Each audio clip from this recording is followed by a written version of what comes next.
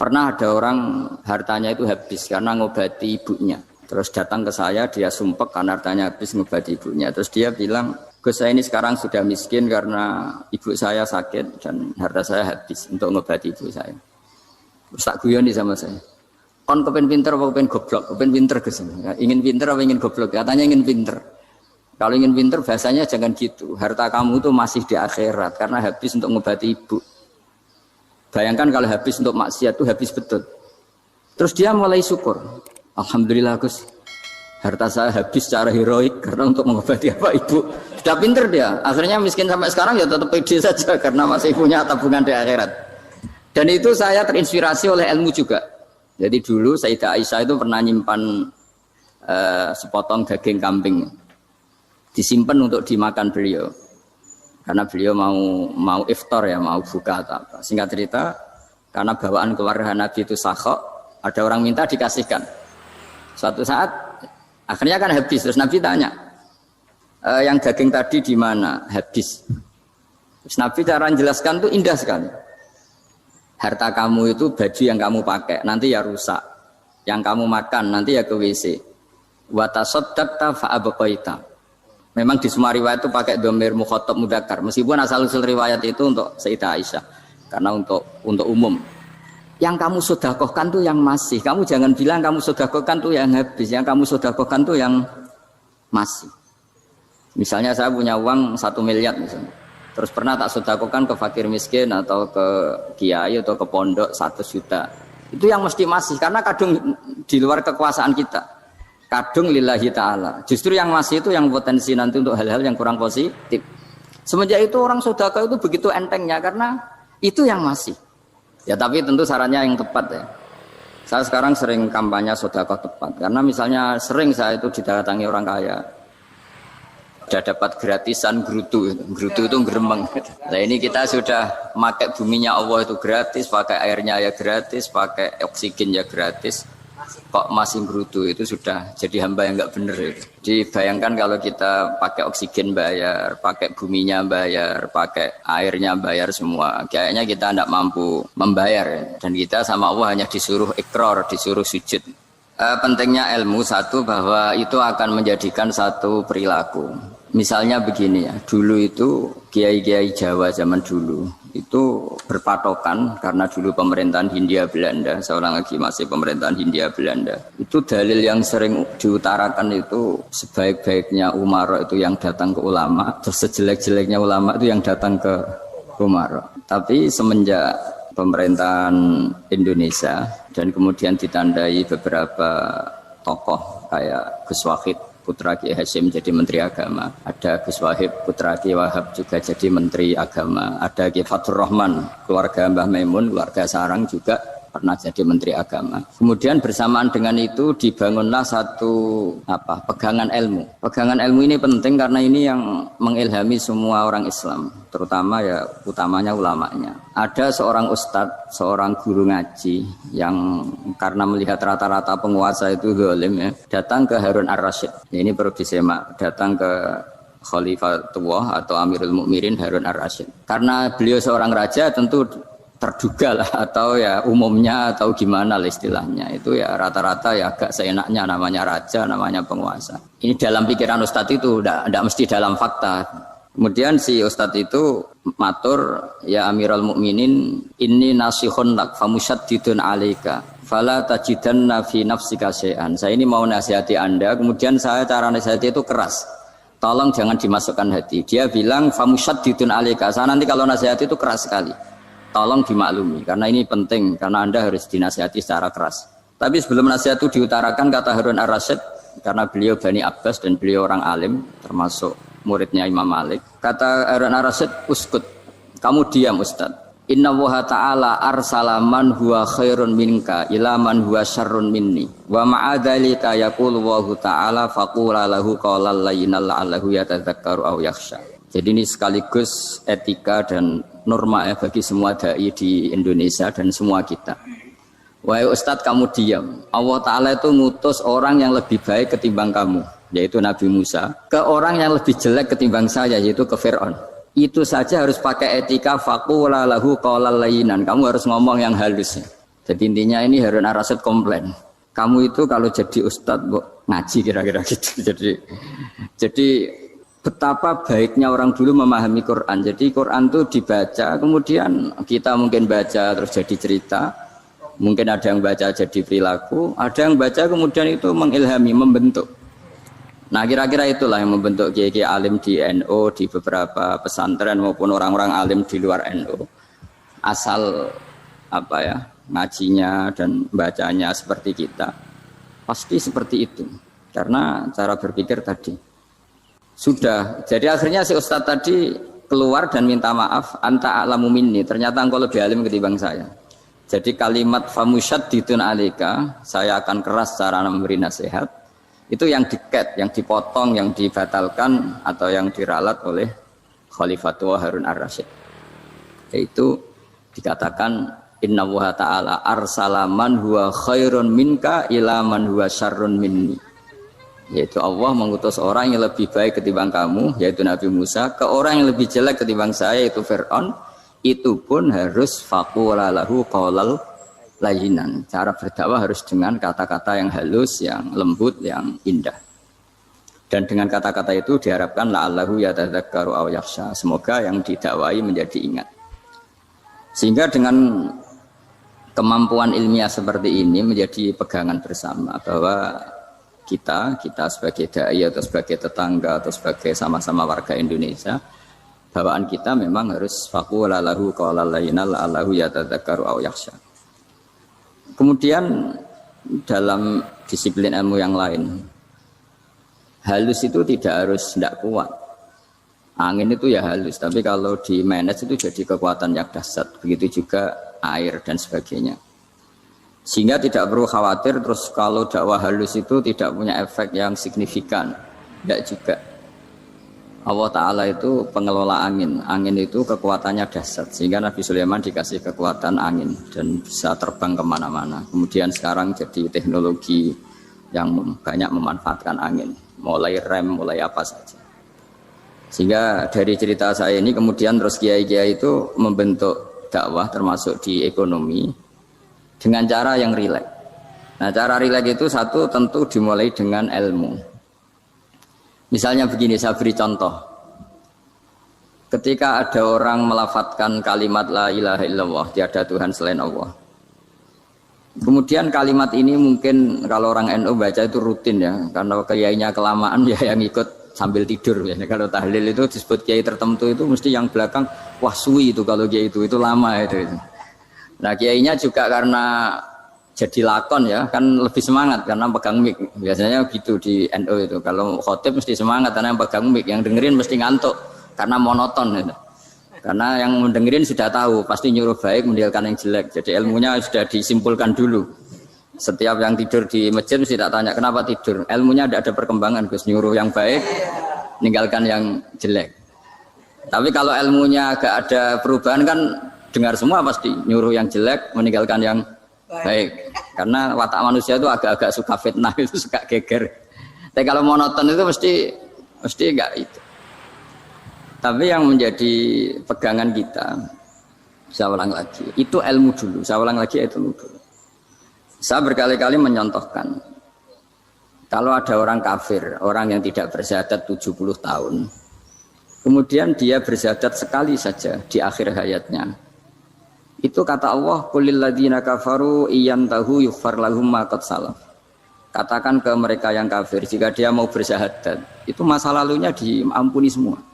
Sehingga kedahsyatan kalimat ini luar biasa. Orang yang kafir 70 tahun saja barokahnya la ilaha illallah ini dosanya bisa diampuni semua. Nah, kemudian karena ilmu ini tidak begitu populer atau kurang dipopulerkan atau kita sendiri kurang menghayati, sehingga la ilaha illallah itu lebih dianalisis cara lafadz ini, pelafatannya ada sanadnya enggak ya. Terus cara melafatkan bareng-bareng seperti itu ada tumpengan ini bid'ah enggak ya. Jadi pertanyaannya sudah tidak tentang keramatnya atau sakralnya atau fadilahnya la ilaha illallah, tapi sudah macam-macam. Dan cara seperti ini ada hadisnya enggak, legal enggak, terus ada sanadnya enggak. Jadi saya mohon semohon-mohonnya untuk teman-teman yang di Al-Iman itu harus ngaji ya. Ngaji itu nanti kamu tahu cara mandang sebuah ibadah atau perilaku atau apa sajalah tahu. Karena al ilmu yurisul ahwal, ilmu itu bisa mengilhami cara pandang. Dulu yaitu saya ulang lagi, ketika zaman Hindia Belanda, karena pemerintahnya Hindia Belanda itu ulama-ulama keras sekali, sejelek-jeleknya ulama itu yang datang ke Umarok. Tapi setelah era Mbah Hashim, era sampai Mbah Maimun, itu mereka peduli sama Umarok, sama semuanya sama-sama warga Indonesia yang ingin melihat Indonesia yang lebih baik. Sehingga banyak ya kakak saya sendiri pernah wakil bupati, terus putra Mbah Maimun wakil gubernur. Ini teman saya Ki Hafid ya bupati. Semenjak itu terus, dan itu nggak lepas dari cara pandang. Ya itu cara pandang diantaranya adalah cerita tentang Nabi Musa yang Allah tetap peduli sama Fir'aun. Sehingga tetap didakwai Nabi siapa? Musa. Dan posisi Musa datang bukan memanggil. Ya cuma kayak sampai sekarang tuh belum pernah ke kantor bupatinya Pak Hafid. Karena kadang-kadang orang terus curiga mengajukan proposal jadi agak repot. Ketemu bupati itu sialnya kiai kan mesti pikirannya orang bupati ini nyangoni, kiai ini disangoni itu. Itu terus kayak kita fakir miskin itu. Jadi makanya saya tuh belum pernah datang. Tapi alhamdulillah karena beliau berambisi menjadi wa khairul umara mayatuna babal ulama. Jadi datang tapi sangat ambisius ingin mengalahkan ulama karena dia kalau datang statusnya lebih tinggi. Ya tidak apa-apa ini tawaduk tapi niatnya agak begitu tawaduk. Jadi saya sering ke Jakarta tapi ya tadi jarang ya. Biasanya ngajarkan waktu hanya pas saja, tidak kurang tidak lebih. Biasanya ngajar di pondoknya Pak Kures itu di Baitul Quran ya. Hanya ngajar santri-santri. Nah, jadi pemahaman Quran dulu itu kata Imam Ghazali itu membaca Quran itu membaca, bukan bercerita. Kalau kamu membaca seperti ini, kunta qori'an, kamu pembaca. Pembaca itu yang mengambil pelajaran. Tapi kalau kamu hanya cerita, itu namanya kunta hakian. Sebenarnya Anda tidak membaca Quran, tukang cerita. Misalnya tadi, cerita Nabi Musa datang ke Fir'aun. Itu kalau kamu hanya cerita, wah dulu itu ada orang namanya Fir'aun, didakwai Nabi yang namanya Musa. Ya ini namanya tukang cerita. Kalau kamu pembaca tidak gitu. Betapa baiknya Allah, orang sengawur Fir'aun saja inginnya Allah masih ingin diselamatkan dengan mengutus Nabi Musa kekasihnya. Itu namanya kunta qori'an, kamu pembaca betul, bukan kunta hakian, kamu tukang cerita. Begitu juga seterusnya tentang Quran ayat-ayat seterusnya.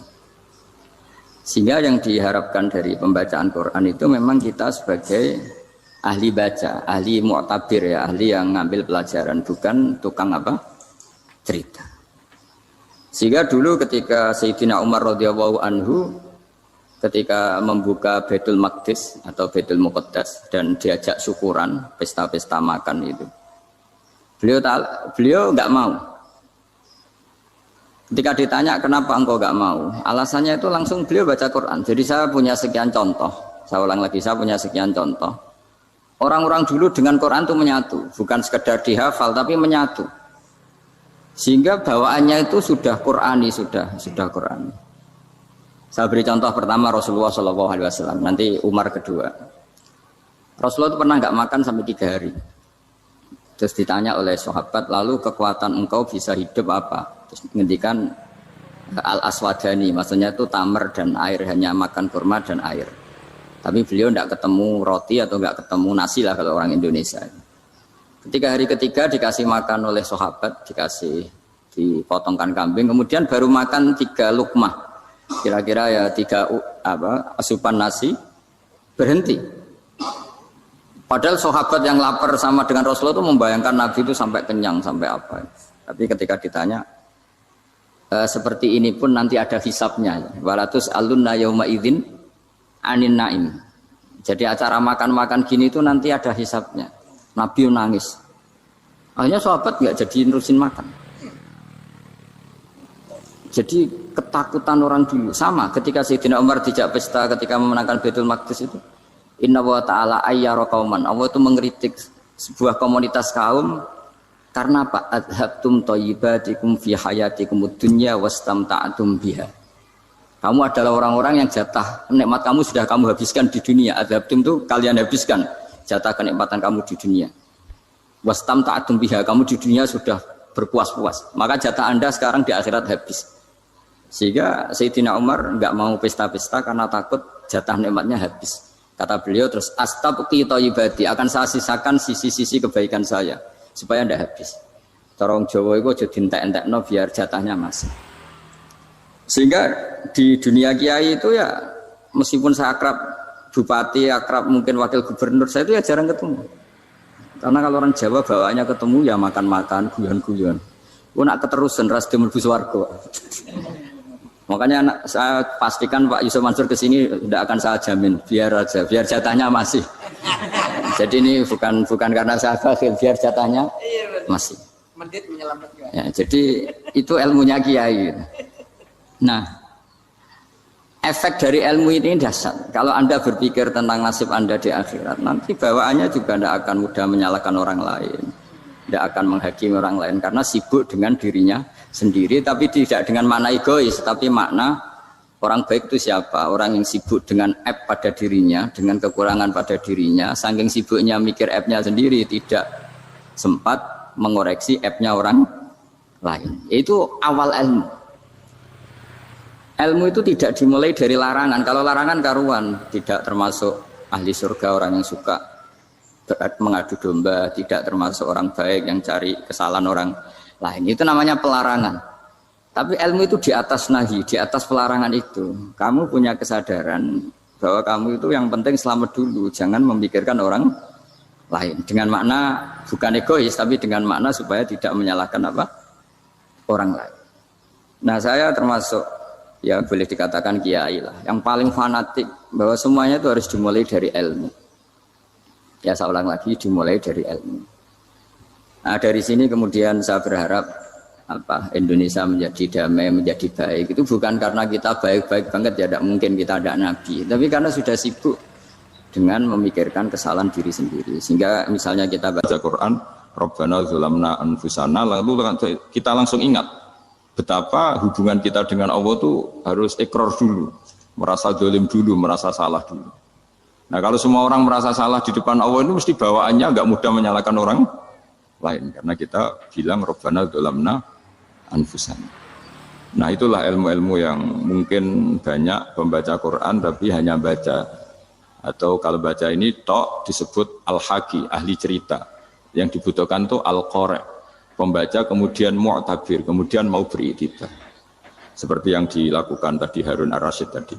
Inna wa ta'ala arsala man huwa khairun minka ila man huwa syarrun minni.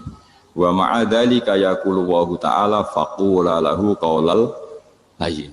Ini kamu tidak usah memaksakan musyaddid keras sama saya, karena Allah Ta'ala telah mengutus orang lebih baik ketimbang kamu, yaitu Nabi Musa, ke orang yang lebih jelek ketimbang saya, yaitu Fir'aun.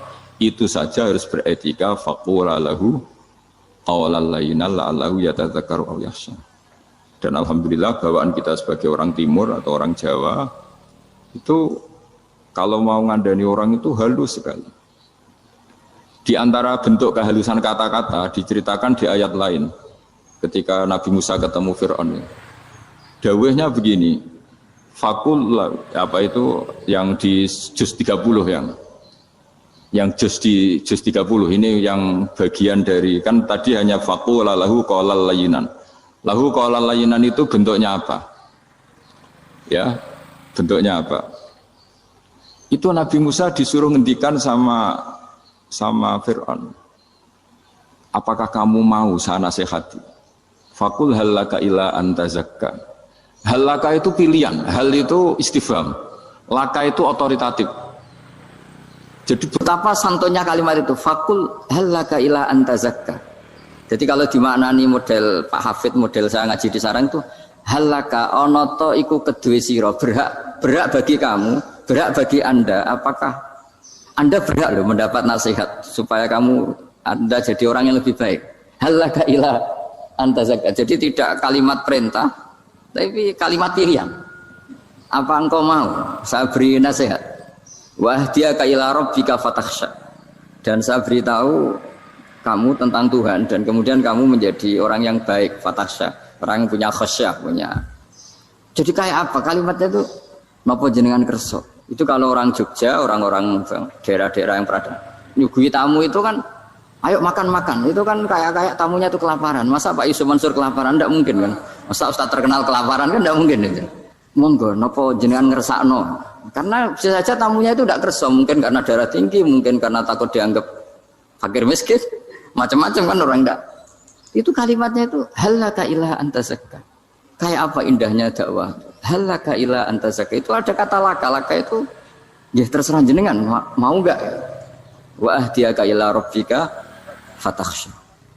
Nah, itu yang disebut membaca. Kunta qori'an la hakian. Anda benar-benar membaca Quran, bukan sekadar penceri. Nah, kemudian ini yang terakhir saya juga baru, sebenarnya saya itu nggak pernah bilang sanggup itu, tapi Pak Ustadz Zakaria itu GR terus. Sampai tadi pagi itu saya belum tahu kalau ada acara ini. Ya karena saya kiai, jadi kalau kiai itu kan ingatnya sama Allah saja. Kalau sama manusia itu rontok-rontok lali gitu. Itu bukan memaksa, ya memang lupa. Sejauh mana sih pentingnya manusia kan tidak penting cara ilmu tasawuf itu. Tapi karena ini titipan Rasulullah SAW terus menjadi penting kan. Dititipi umat kayak jenengan itu yang ya sudah ngaji ngatur kiai ribet itu. Kiai ini biasa ngaji kan, kiainya yang ngatur santri ini enggak. Pak Yai ngaji tanggal ini jam ini. Itu kan mengabaikan semua aktivitas kiai. Padahal jam ini mungkin saya punya jam. Mungkin jalan-jalan atau ngaji atau mutolaah atau munajat. Gara-gara Pak Zakaria ini kan terus Mas Tamam ini yang provokasi. Harus ngaji di jam ini, tema ini. Saya itu kalau ngaji ditentukan tema itu, ini memang saya agak keras di bab ini. Itu kayak ibarat gini loh. Saya ini dokter, kemudian ada orang yang sakitnya itu jantung, terus bilang ke saya, Pak dokter sembuhkan kukul saya. Wong penyakit ekstrimnya itu jantung, kok bila disembuhkan apa? Kukul. Kan gak penting, sembuh tidak sembuh, kukul itu kan gak penting. Jerawat itu. Kiai itu tahu kesalahan paling fatal manusia itu akidah. Tapi kadang-kadang mintanya ilmu yang tidak akidah, yang gak penting. Jadi kadang-kadang kiai itu ya digurui betul kalau di Indonesia. Misalnya ini tidak nyindir loh, memang marah betul kalau di bab-bab seperti ini. Tapi ini biar jadi ilmu masif, ilmu yang general. Saya ulang lagi ya, Anda jadi dokter, tahu pasien Anda ini penyakit jantung kronis atau sudah fatal lah sudah. Terus orang itu bilang, Pak Yai, itu Pak dokter, tolong obati kulit saya supaya tidak jerawatan. Kamu bilang ini orang aneh enggak? Aneh kan? Nah kiai juga gitu. Saya sering itu ada orang mau haji gitu, Gus doain saya jadi haji mabrur. Pernah belajar haji Pak? Dereng.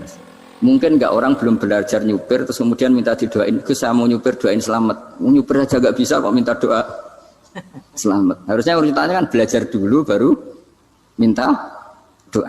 Tapi kali ini aliman bener ngajaknya akidah dulu, ahli sunnah kan. Nah itu bener karena akidah itu hal yang prinsip memang harus. Kalau kebetulan enggak bener taruh visi betul. Untungnya kok temanya bener. Jadi saya mohon ke seluruh orang-orang yang mau ngaji ke kiai itu tema itu biar yang milih kiai supaya tahu prioritas yang harus benahin. Jangan tema yang milih, jangan-jangan tema yang kita pilih itu tidak mendesak atau tidak penting. Ini bukan apa-apa, ini saking ingin baik saya ya, keinginan baik saya supaya dulu zaman sahabat ya gitu. Kalau ada pertanyaan salah sama Nabi dibenerin, cuma Nabi terlalu bijak. Cara benerin tuh enak. Kalau saya karena tidak Nabi saja ya agak-agak kasar kan. Kalau tidak Nabi tidak wajib bener terus. Yang wajib bener terus itu Nabi. Saya beri contoh. Ya. Nabi itu ngendikan tentang kiamat. Kiamat itu dahsyat, mengerikan gini-gini. Kalau pikirannya orang kampung itu begini. Nabi ini aneh. Cerita kiamat dahsyat tapi nggak ada tanggalnya, nggak ada tahunnya. Harusnya ada dong biar kita bisa persiapan. Sehingga Nabi disomasi di tengah-tengah khutbah itu, ya Rasulullah mata sa'ah.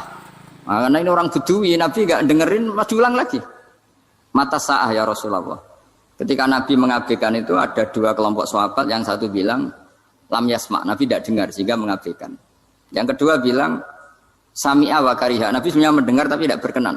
Tapi diulang lagi ketiganya, ya Rasulullah mata sa'ah. Akhirnya Nabi jawab, mau tidak mau karena kalau enggak ya namanya orang Bedui ngomong terus. Nabi balik tanya, ya karena cara berpikir dia kalau kiamat itu jelas kapannya kan bisa persiapan itu. Paling enggak pas mau kiamat terus pas ngaji Quran apa kan bisa persiapan itu. Akhirnya Nabi balik tanya, ma'atatalah. Kalau kamu berani tanya kiamat, lalu persiapan kamu apa? Ya terus orang itu bilang masyhur itu, ma'atatalah kabira sholatin wala siyamin wala kadza wa kadza walakinni uhibbuka. Saya sebenarnya tidak punya persiapan ya Rasulullah, cuma persiapan banyak puasa ya enggak, banyak sholat enggak, tapi saya mencintai engkau. Masyhur itu jadi hadis paling legenda, almar'u ma'aman ahabba. Sebagian disebut anta ma'aman ahbabta. Ini kata semua sahabat yang di masjid. Si Bedui ini orang paling dibenci sahabat karena mengganggu Nabi saat khutbah. Tapi akhirnya ini menjadi orang paling dicintai sahabat karena barokahnya itu hadis itu keluar secara terbuka. Almar'u ma'aman ahabba. Sebagian riwayat yuhsyarul mar'u ma'aman ahabba. Nanti orang akan sowan sama Allah bersama orang yang mereka cintai. Nah, itu sahabat-sahabat fama farihu ba'dal Islam farahahum biadal hadis. Mereka tidak pernah senang setelah masuk Islam sesenang hadis ini. Karena kita tidak perlu soleh-soleh banget, cukup menyintai orang apa? Soleh gitu. Makanya saya sekali bilang itu ya, kadang-kadang saya jadi orang alim itu ya rugi. Ruginya tadi. Misalnya untuk menjadi orang alim kan harus hafal Quran, ngaji Bukhari, Muslim, Ikhya. Ternyata pengumuman kedua orang nggak bisa apa-apa. Gelombang kedua para pecinta. Waduh, itu kan repot ya. Jadi kita yang jadi orang alim susahnya bukan main, ternyata disaingi pengumuman kedua dan para pecintanya. Wah itu kan akhirnya ketemu orang-orang nggak jelas tadi. Nah itu ya termasuk farah dalam Islam, farhatul aibin. Jadi senang itu di Islam itu ibadah. Ya kul bi fadlillah wa bi rahmati fa bidzalika falyafrahu. Senang itu diperintahkan Allah. Saya tuh sering di kamar, kadang itu nyuwun sewu kayak gatelan gitu, apa itu. Ya agak kukur-kukur terus merengut saja malu. Malu saya itu dilihat Allah kok kayak agak ridho itu malu. Ya kayak tadi lah, kamu dikasih rumah gratis, kemudian pas yang ngasih datang kamu kelihatan cemberut, itu yang ngasih kan mangkel. Jadi dikasih gratis masih cemberut. Sama hubungan kita dengan Allah itu semuanya dikasih gratis. Makanya tabassum, senyum itu ibadah. Kita yang nekuni ilmu hadis. Betapa hebatnya Nabi ngendikan, kalau kamu tidak bisa ibadah yang berat-berat, cukup ibadah senyum. Kadang ngendikan tol qati wajhin, kamu cukup berwajah yang indah, yang menyenangkan. Tabassum, senyum. Kalau kamu tidak bisa membalas jasanya orang yang ngasih, minimal kamu senyum, minimal kamu kelihatan senang. Gitu. Makanya senang itu sudah ibadah. Dan sekarang orang untuk senang aja susah. Karena bawaannya nuntut orang lain supaya kayak keinginan dia, bawaannya nuntut, ribet, kalau gitu ya ribet. Makanya saya bilang al ilmu yurisul ahwal, ilmu itu diperkuat, nanti yurisul ahwal, ilmu itu akan membentuk Anda. Dulu beberapa raja itu ya mau luhur karena jadi raja, punya apa saja. Tapi punya penasihat ulama, itu nasihat itu sederhana. Ada seorang raja tanya ke kiai, gimana dengan semua kerajaan saya? Wah, padahal dia punya apa saja. Jenengan miskin sekali, itu kerajaan seluas ini. Kok bisa aja? Terus ditanya sama si ulama tadi. Andaikan Anda di padang pasir, kemudian kalau tidak minum segelas air itu mati. Apakah Anda akan membeli segelas air ini dengan semua kerajaan Anda? Oh iya, pasti apapun saya lakukan untuk mendapat satu gelas air. Terus la tafrah bimulkin la yusawi syarbatamain. Kamu jangan bangga dengan kerajaan yang nilainya itu enggak sebanding dengan segelas apa? Air. Akhirnya raja itu mikir, saya tidak jadi raja bisa hidup. Tapi kalau enggak minum air mati. Berarti penting satu gelas air. Akhirnya lama-kelamaan ini anggap kerajaan itu biasa, ternyata enggak sepenting segelas air. Ya seperti kita lah, misalnya orang enggak punya alpat itu enggak malu. Tapi kalau nggak punya celana itu malu. Kamu mau punya alpat tapi nggak punya celana? Kan nggak mau. Yaitu ilmu. Ilmu itu yurisul ahwal. Ilmu akan melahirkan satu perilaku. Jadi kalau ilmu Anda mantap, pasti syukurnya juga mantap. Gitu. Ya makanya saya termasuk kiai yang selalu mendorong pentingnya ilmu. Bahkan kata Sufyan Ats-Tsauri ngendikan saking pentingnya ilmu ada kata fa'lam annahu la ilaha illallah. Dimulai kata fa'lam. Dan saking pentingnya ilmu itu setiap nabi itu status permanennya itu hanya satu, mengajar. Rabbana wab'ats fihim rasulam minhum yatlu 'alaihim ayatik, membacakan ayat-ayat Allah sampai wa yu'allimuhumul kitab, mengajarkan kitab wal hikmah. Bahkan Allah sendiri wasofa dzatahul aliyah bi annahu al-muallim. Yaitu Allah ngendikan Ar-Rahmanu 'allamal Qur'an. Jadi betapa hebatnya pengajar. Allah sendiri mensifati dirinya itu Ar-Rahmanu 'allamal Qur'an. Allah itu Maha Rahman yang mengajarkan Quran. Di surat Iqra juga disebutkan Iqra wa rabbukal akram alladzi 'allama bil qalam. Jadi Allah mensifati dirinya sebagai pengajar. Kayak apa pentingnya mengajar? Karena ilmu yurisul ahwal. Ilmu ini melahirkan satu sikap. Pernah ada orang hartanya itu habis karena ngobati ibunya. Terus datang ke saya, dia sumpek karena hartanya habis ngobati ibunya. Terus dia bilang, Gus, saya ini sekarang sudah miskin karena ibu saya sakit dan harta saya habis untuk ngobati ibu saya. Terus tak guyoni sama saya. Kon kepen pinter apa kepen goblok? Kepen pinter Gus. Ingin pinter apa ingin goblok? Katanya ingin pinter. Kalau ingin pinter bahasanya jangan gitu. Harta kamu itu masih di akhirat karena habis untuk ngobati ibu. Bayangkan kalau habis untuk maksiat itu habis betul. Terus dia mulai syukur. Alhamdulillah Gus, harta saya habis secara heroik karena untuk mengobati apa ibu. Sudah pinter dia. Akhirnya miskin sampai sekarang ya tetap pede saja karena masih punya tabungan di akhirat. Dan itu saya terinspirasi oleh ilmu juga. Jadi dulu Sayyidah Aisyah itu pernah nyimpan sepotong daging kambing. Disimpan untuk dimakan beliau. Karena beliau mau iftar ya, mau buka atau apa. Singkat cerita, karena bawaan keluarga Nabi itu sakhok, ada orang minta dikasihkan. Suatu saat, akhirnya kan habis. Terus Nabi tanya, yang daging tadi di mana? Habis. Terus Nabi cara menjelaskan itu indah sekali. Harta kamu itu baju yang kamu pakai, nanti ya rusak. Yang kamu makan, nanti ya ke WC. Wa tasaddaqta fa abqaita. Memang di semua riwayat itu pakai dhamir mukhatab mudzakkar. Meskipun asal-usul riwayat itu untuk Sayyidah Aisyah. Karena untuk umum. Yang kamu sedekahkan tuh yang masih. Kamu jangan bilang kamu sedekahkan tuh yang habis. Yang kamu sedekahkan tuh yang masih. Misalnya saya punya uang 1 miliar misalnya. Terus pernah tak sedekahkan ke fakir miskin atau ke kiai atau ke pondok 100 juta. Itu yang mesti masih. Karena kadung di luar kekuasaan kita. Kadung lillahi ta'ala. Justru yang masih itu yang potensi nanti untuk hal-hal yang kurang positif. Semenjak itu orang sedekah itu begitu entengnya karena itu yang masih. Ya tapi tentu sarannya yang tepat ya. Saya sekarang sering kampanye sedekah tepat. Karena misalnya sering saya itu didatangi orang kaya. Gus, saya ini punya uang banyak, ingin punya masjid biar dipakai orang Jumatan. Terus saya bilang, kamu ingin jadi orang baik betul apa baik versi Anda? Baik betul Gus. Tak ajarin mau, gak tersinggung, mau Gus. Kalau Anda bikin masjid di kampung Anda, masjid terbaik di dunia sekalipun, yang bingung saya ahli fikih. Kok bisa? Kan terjadi 2 Jumatan, nanti sahnya yang mana? Kamu enak aja bikin masjid, kamu bikin masalah baru bagi kiai fikih di daerah kamu. Belum nanti orang terus migrasi ke masjid Anda karena lebih baik, koriknya lebih baik. Kamu membunuh masjid yang lebih tua, itu nggak sopan sekali, masjid itu sudah lebih tua kamu. Akhirnya mikir. Enggak usah Gus kalau gitu, sedekah apa saja yang penting perintah jenengan gimana. Ya sudah. Jadi sedekah itu juga harus dibina supaya kalau orang kan bisa saja kan uang 100 juta itu untuk fakir miskin manfaat, ternyata untuk masjid yang sifatnya aksesoris. Untuk lampu yang kristal yang mahal-mahal bukan yang pokok.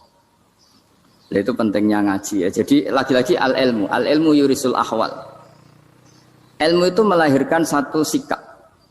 Jadi ketika ada masjid baru, kalau orang nggak bisa ngaji fikih, wow ada masjid baru, masjid banyak.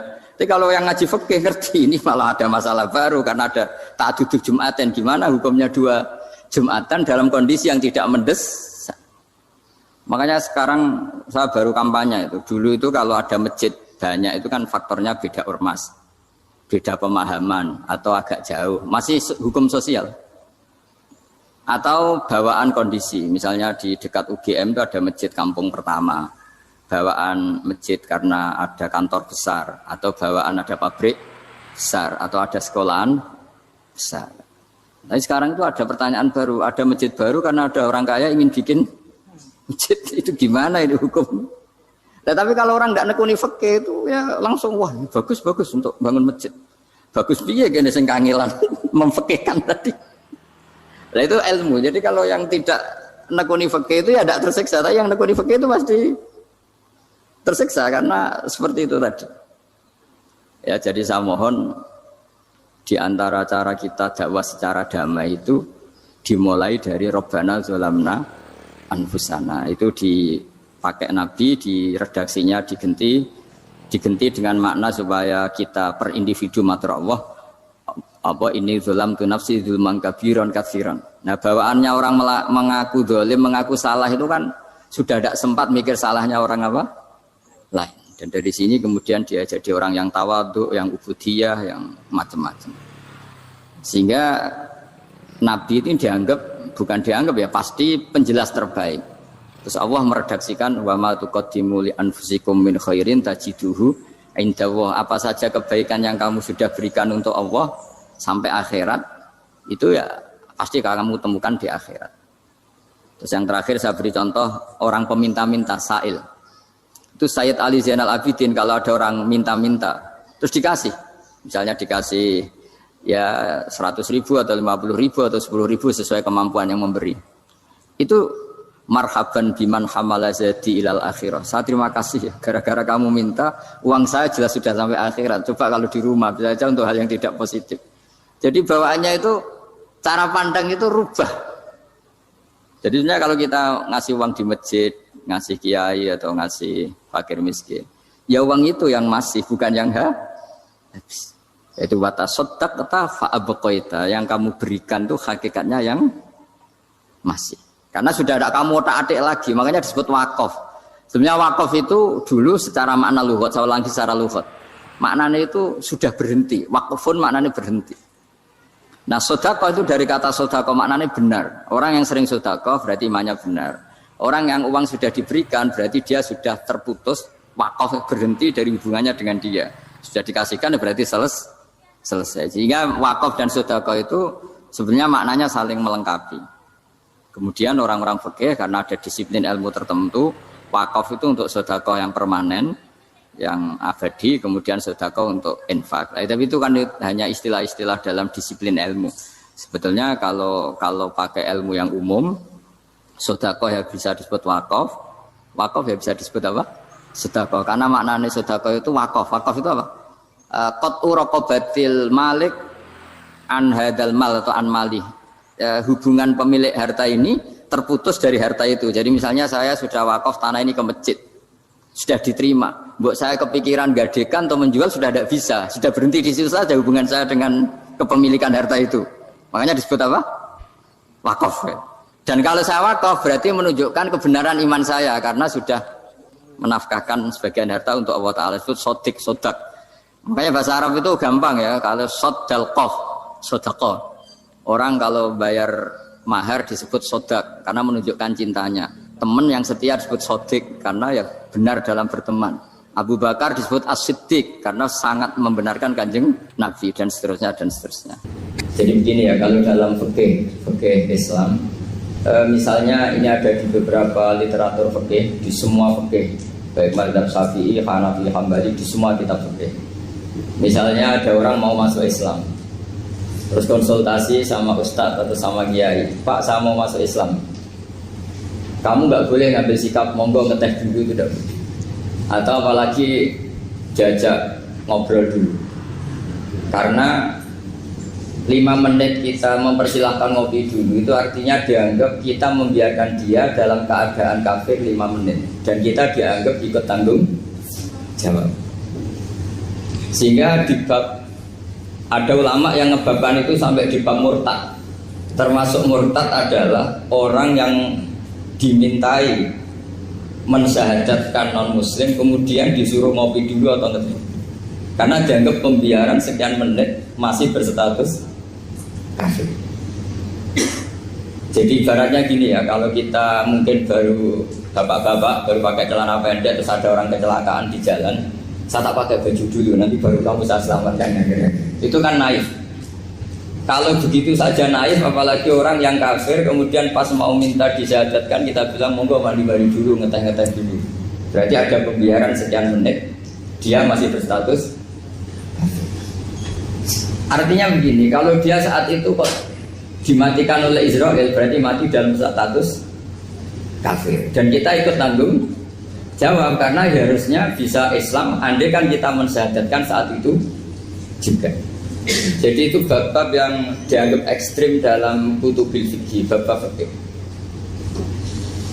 Makanya dalam kitab fikih, saya berkali-kali ada non muslim mau bersyahadat ke saya, itu saya bilang ke santri-santri saya, saat itu juga harus kamu ajarin, meskipun pakai bahasa Indonesia.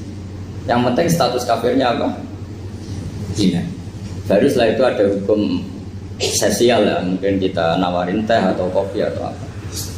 Makanya di sini dibabkan bab seseorang harus tergesa-gesa atau bercepat-cepat atau ngambil sikap bergegas untuk melakukan kebaikan. Terus ayat kedua yang dipakai Sayyidina bin Abi Salam itu begini. Ketika Allah mensifati orang munafik, status orang munafik itu apa? Wa idza qamu ila sholati qamu kusala. Mereka kalau dipanggil untuk sholat, ya berangkat tapi itu salah cara malas-malasan. Sehingga untuk menunjukkan kita loyal sama Allah itu ya paling tidak ada sikap di atas rata-rata ya. Makanya ada sa'i ya lari-lari kecil, tawaf juga disunatkan ada lari-lari kecil, disebut ar-romal, romal itu lari-lari kecil. Untuk menunjukkan bahwa kita loyal sama Allah itu tidak sak kobre cara Jawa. Nah itu dibabkan sendiri. Jadi beda antara tergesa-gesa sama ekspresi serius. Jadi musyawarah itu ya kira-kira kan nggak mungkin lah kita dipanggil rektor atau kiai atau orang tua kita terus jalan leha-leha itu kan nggak mungkin. Nah contoh yang diambil di sini begini. Ketika ada debat terbuka antara Fir'aun dan Musa, saya ulang lagi ya, ada debat terbuka antara Musa dan Fir'aun. Kan Nabi Musa datang ke Fir'aun. Lalu kata Fir'aun, ini asal-usul ayat ini saya terangkan sejarahnya. Kata Fir'aun, lalu kalau kamu tidak nuhankan saya, Tuhan kamu siapa? Terus kata Musa, Rabbus samawati wal ardi, yang nuhani langit dan bumi. Fir'aun masih berkelit. Kalau Tuhan di bumi, setahu saya kemana-mana yang dituhankan saya, kata Fir'aun. Ma'alim tulakum min ilahin ghairi. Terus Nabi Musa masih ngendikan, ya sudah Tuhan yang nuhani langit. Terus Fir'aun manggil Haman. Haman itu arsitekturnya Fir'aun. Ya Haman ibnili sorhal ali abdul asbab samawati fa'atoliya ila ilahi Musa. Haman bangunkan kami piramida yang tinggi. Saya ingin melihat Tuhannya Musa. Musa akhirnya mikir, karena kalaupun Fir'aun bisa naik ke langit tetap tidak bisa melihat Tuhan. Kita tahu Tuhan nggak bisa dilihat. Kita yang mukmin aja tidak lihat, apalagi Fir'aun rivalnya kan. Akhirnya Musa ganti argumentasi, yaitu argumentasinya Musa, Rabbukum wa Rabbu abaikumul awwalin. Ini perlu diingat dan perlu saya sampaikan. Yang nuhani kamu dan yang menuhani leluhur kamu. Itu sangat memukul Fir'aun. Karena logikanya kalau Fir'aun itu Tuhan, berarti babanya dulu tanpa Tuhan. Ini ada Tuhan terlambat. Jadi kalau Fir'aun Tuhan, berarti bahnya tanpa Tuhan, karena zaman era mbahnya belum ada Tuhan. Karena perdebatan itu banyak punggawa Fir'aun yang mukmin. Wah ini Fir'aun nggak bener ini. Kalau dia Tuhan berarti mbahnya tanpa Tuhan. Karena kalau iman itu akan diadili, akan dieksekusi, maka orang ini berstatus rajulun mukminum min ali Fir'aun yaktum imanah. Maka di Quran diterangkan wa qala rajulun mukminum min ali Fir'aun yaktumu imanah. Ada seseorang yang iman tapi menyembunyikan iman. Lah orang ini selalu ikut rapat di rapat-rapat penting Fir'aun, termasuk rapat ketika Fir'aun dan para tentaranya memutuskan membunuh Musa. Karena dia ikut rapat dan eksekutornya besok disuruh nangkap Musa, orang ini malam itu juga nemuin Musa. Nemuin Musa terus bilang innal mal ayatamiruna bikal yaqtulu ka Musa. Rapat tadi malam memutuskan kamu besok dibunuh, maka kamu harus bergegas meninggalkan Mesir. Nah, dari kesimpulan itu, dari cerita itu kemudian diambil secara hukum fikih bahwa untuk menyelamatkan darah harus sasa, harus bergegas. Andai kan Musa itu kok sak kobre, sak sempate, maka keburu. Andai kan ini rojul ini tadi, orang tadi penasihat tadi, kok sak kobre ya, maka berarti Musa terlanjur tertang. Jadi itu pentingnya ulama ya. Jadi cerita yang linier, cerita yang seakan-akan cerita di tangan ulama tetap menjadi al-ahkam al-fiqhiyah, menjadi ketentuan-ketentuan apa? Fikih. Jadi yang diambil di sini adalah lelaki tadi yang ikut rapat jadi bergegas menemui Musa, memberitahu kalau kamu besok mau dieksekusi, fakrus, maka kamu harus secepatnya keluar dari Mesir untuk menyelamatkan diri. Terus oleh Sayyidina bin Abi Salam dibabkan bab harus tergesa-gesa menyelamatkan darahnya orang apa? Islam. Jadi ini penting saya sampaikan. Jadi al-qasas ya, semua cerita di Quran itu tidak sebagai cerita, karena Quran tidak ingin melahirkan pendongeng, tapi harus menjadi ibrah, menjadi telat. Jadi makanya terus di kitab-kitab ulumul Quran diterangkan al-qasas, ya, beberapa cerita di Quran adalah semuanya menjadi ketentuan fikih. Saya ulang lagi ya, semua cerita yang ada di Quran itu menjadi ketentuan fikih meskipun alurnya apa? Cerita. Kayak tadi kan alurnya cerita bahwa lelaki ini bergegas nemui Musa supaya Musa cepat keluar dari Mesir. Terus dibabkan babul musaroah ila musifid. Saya teruskan. Wa kama la ra'ayna may yaqtulu musliman law tabtu alaihi laqata lahu fal musaroah ila takrisihi min wajibatun. Idlaisal unatu mahmudatan fi kulli syai'in falaha mawatin tuhmatu fiha wa mawatin tudamu fiha wa kadzalika al musaroah wal lain wal dulta wa ghairuhuma. Terus cara berpikir ulama, saya pernah baca dalam satu sejarah ulama besar namanya Sufyan Ats-Tsauri. Sufyan Ats-Tsauri itu menjadi wali itu gara-gara kalau sholat di masjid itu beliau datang sebelum adzan. Saya ulang lagi, beliau datang sebelum adzan. Ditanya, kenapa kalau kamu datang sebelum adzan? Saya ini gak ingin jadi hamba yang buruk. Hamba yang buruk atau pembantu yang buruk adalah setempe nunggu dipanggil. Misalnya kita tahu majikan kita pasti manggil jam 7. Kemudian jam 7 itu Anda masih ngopi, masih tata-tata, itu kan tidak menghormati majikan. Harusnya kamu setempe di jam yang saat itu pasti majikan Anda memanggil. Kata beliau, saya tidak ingin seperti pembantu yang buruk. Datang nunggu apa? Dipanggil. Jadi itu ada beberapa spirit ya, atau inspirasi dari aturan-aturan mahabbah. Sebab itu ketika Allah kritik orang munafik, wa idza qamu ila sholati qamu kusala, ketika dipanggil sholat mereka datang bermalas-malasan. Karena tidak ada cintanya sama Allah, maka datang berlambat-lambat. Nah, berarti kalau ekspresi cinta mengharuskan kita datang bercepat. Makanya dalam istilah lain di Quran ini termasuk balaghatul Quran. Di juz 25 itu istilah menuju Allah itu fafirru ilallah. Kita tahu firar itu maknanya lari apa jalan biasa? Lari. Jadi untuk mengekspresikan mahabbah kita, kangen kita pada Allah, cara bahasa Arab, isak kita, berontok kita sama Allah, tidak diistilahkan jalan tapi fafirru ilallah, harus bergegas berlari. Begitu seterusnya.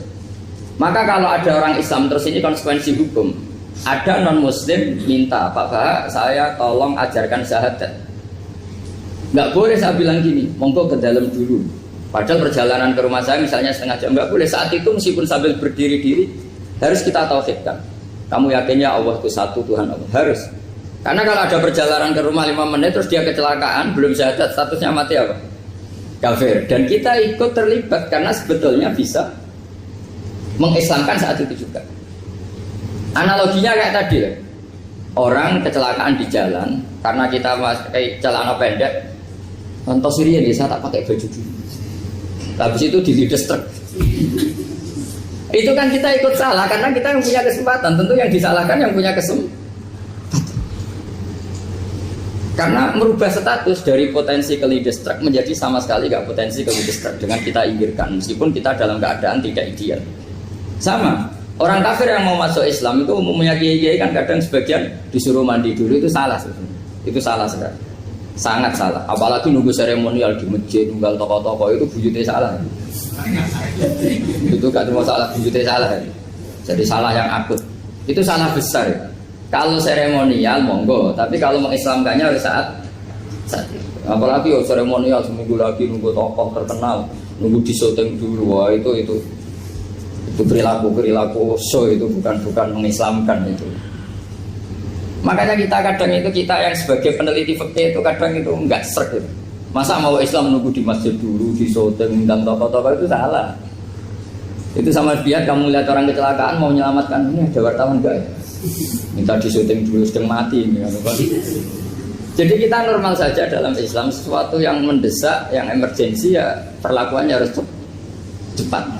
Sehingga dibabkan faslun fil musaroah ila nusifid fitima.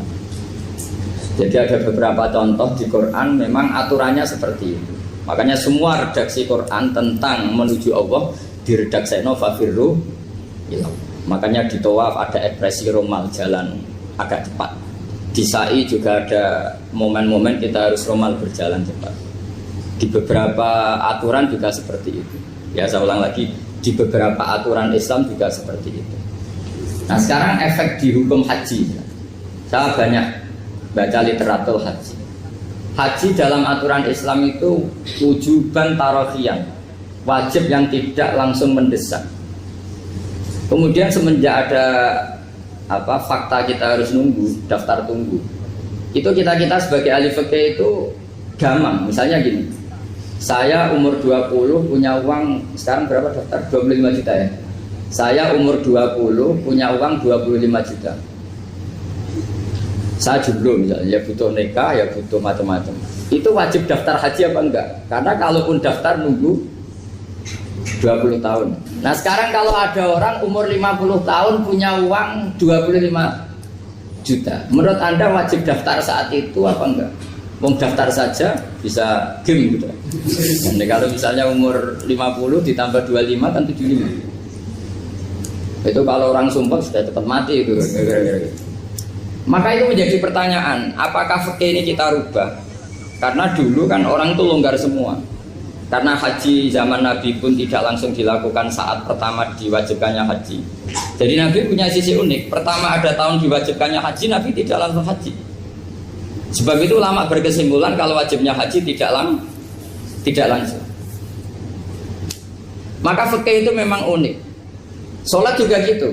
Ada istilah begini dalam sholat. Watajibus sholat ala kulli muslimin wujuban muwassa'an. Di semua kitab fikih takbirnya seperti itu redaksinya. Wajib sholat dilakukan orang Islam wujuban muwassa'an, wajib yang ada longgarnya.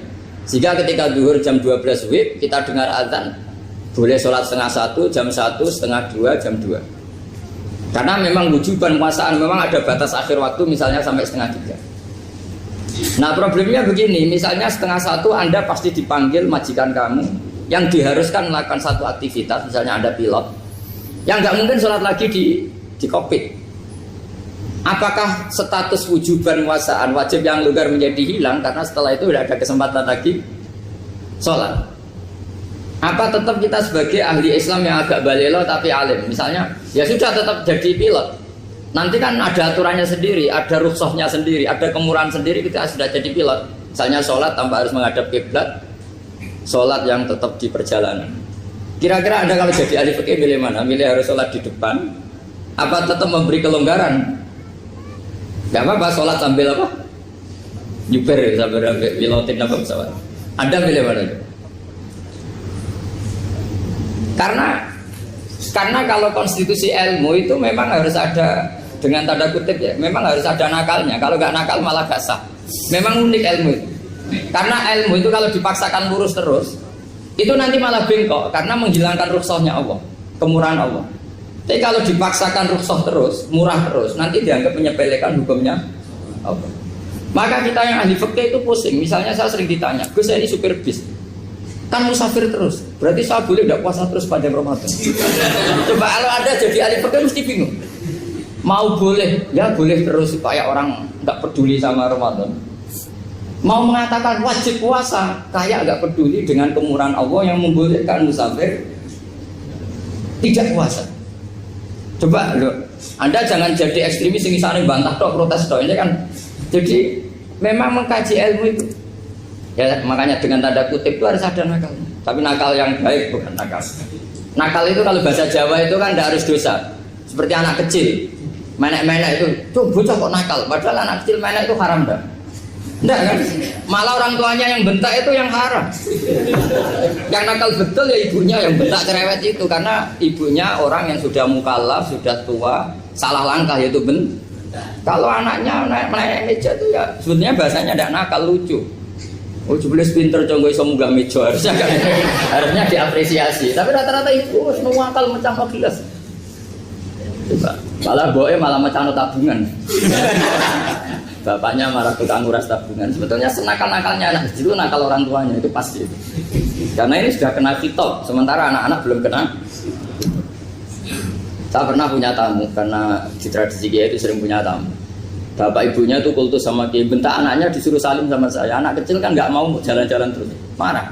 Tak marah orang tuanya, tak marahin. Yang dosa itu kamu bentak anak-anak. Kalau anak kecil itu kena diskon rufi al-qalamu an salasin. Di antara aturan Islam apa? Tidak ada keharusan bagi 3 orang. 1 anak kecil sampai balik, 2 orang tidur sampai bangun, 3 orang gila. Artinya anak kamu itu tidak kena khitab untuk sopan sama saya. Kamu yang kena khitab baru sopan sama anak-anak. Nah ini ada Jawa itu kadang keliru. Jadi orang tua itu marah-marah memaksakan anaknya sopan. Padahal Allah memberi diskon anak kecil itu belum wajib sopan. Gak apa-apa ada tamu naik-naik asal masih anak kecil. Makanya Rasulullah ketika beliau sholat sujud itu Hasan Husain itu naik. Cara Jawa Nabi itu 3 tumpahan. Semua riwayat mengatakan Nabi itu diam saja gak berani ngangkat. Sampai sahabat itu ada yang ngomong ini Nabi sujud lama sekali ada apa? Jadi kita punya riwayat itu ya baru kayak sahabat yang agak nakal. Semuanya itu sujud, tapi bareng di atas rata-rata ada sahabat yang belakang ngomong, siapa tuh ini sujudnya kok lama? Barokahnya itu ditemukan riwayat. Oh, ono putune. Karena Hasan itu naik di atas punggungnya apa? Nabi. Itu andai kan tidak ada yang ngomong, riwayat ini tidak ditemukan. Barokahnya ada yang ngomong itu mungkin. Kalau sekarang mungkin semua masjid melongok karena orang sekarang jarang yang khusyuk. Kalau dulu hanya 1 yang di belakang. Setelah itu Nabi memberi penjelasan, saya tadi sebetulnya harus mengakhiri sujud saya sesuai aturan umum, tapi ada cucu saya tak biarkan sampai dia puas naik punggung saya, sehingga dia turun baru saya naik. Filosofinya apa? Begini, anak kecil 1 tidak kena ditop, 2 jangan sampai sholat itu jadi problem. Kalau Nabi nyentak Hasan, membentak, putu ono bae sholat kok diganggu, maka sholat menjadi trauma. Gara-gara sholat bahasa bentak saya. Lama-lama anak ini trauma dengan sholat karena dianggap problem. Makanya saya termasuk kiai nggak berpendapat anak kecil nggak boleh di masjid.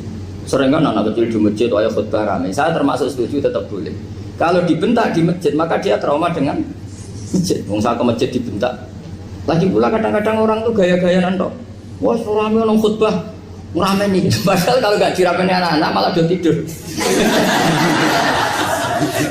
Kita kan nggak bisa menjamin kalau perilaku kita lebih baik gitu. Mendingan kan anak-anak main di masjid timbang di karaoke kan. Jadi kan, lah ini maksudnya saya, ini fikih ya. Fikih itu wilayahnya, makanya jadi ahli fikih itu susah-susah gampang. Jangan hanya berpikir protes dengan ketentuan fikih, mengkaji yang sebanyak-banyaknya. Itu tadi, misalnya Anda seorang supir permanen, supir bis terutama. Kalau truk kan bisa alih-alih, kalau bis kan apa ada deadline-nya ya waktu. Seperti bis jurusan Surabaya Semarang, saya kan sering naik bis jurusan Surabaya Semarang. Kadang-kadang supirnya melihat saya tanya, Gus saya ini supir. Saya ini Ramadan itu gimana ya?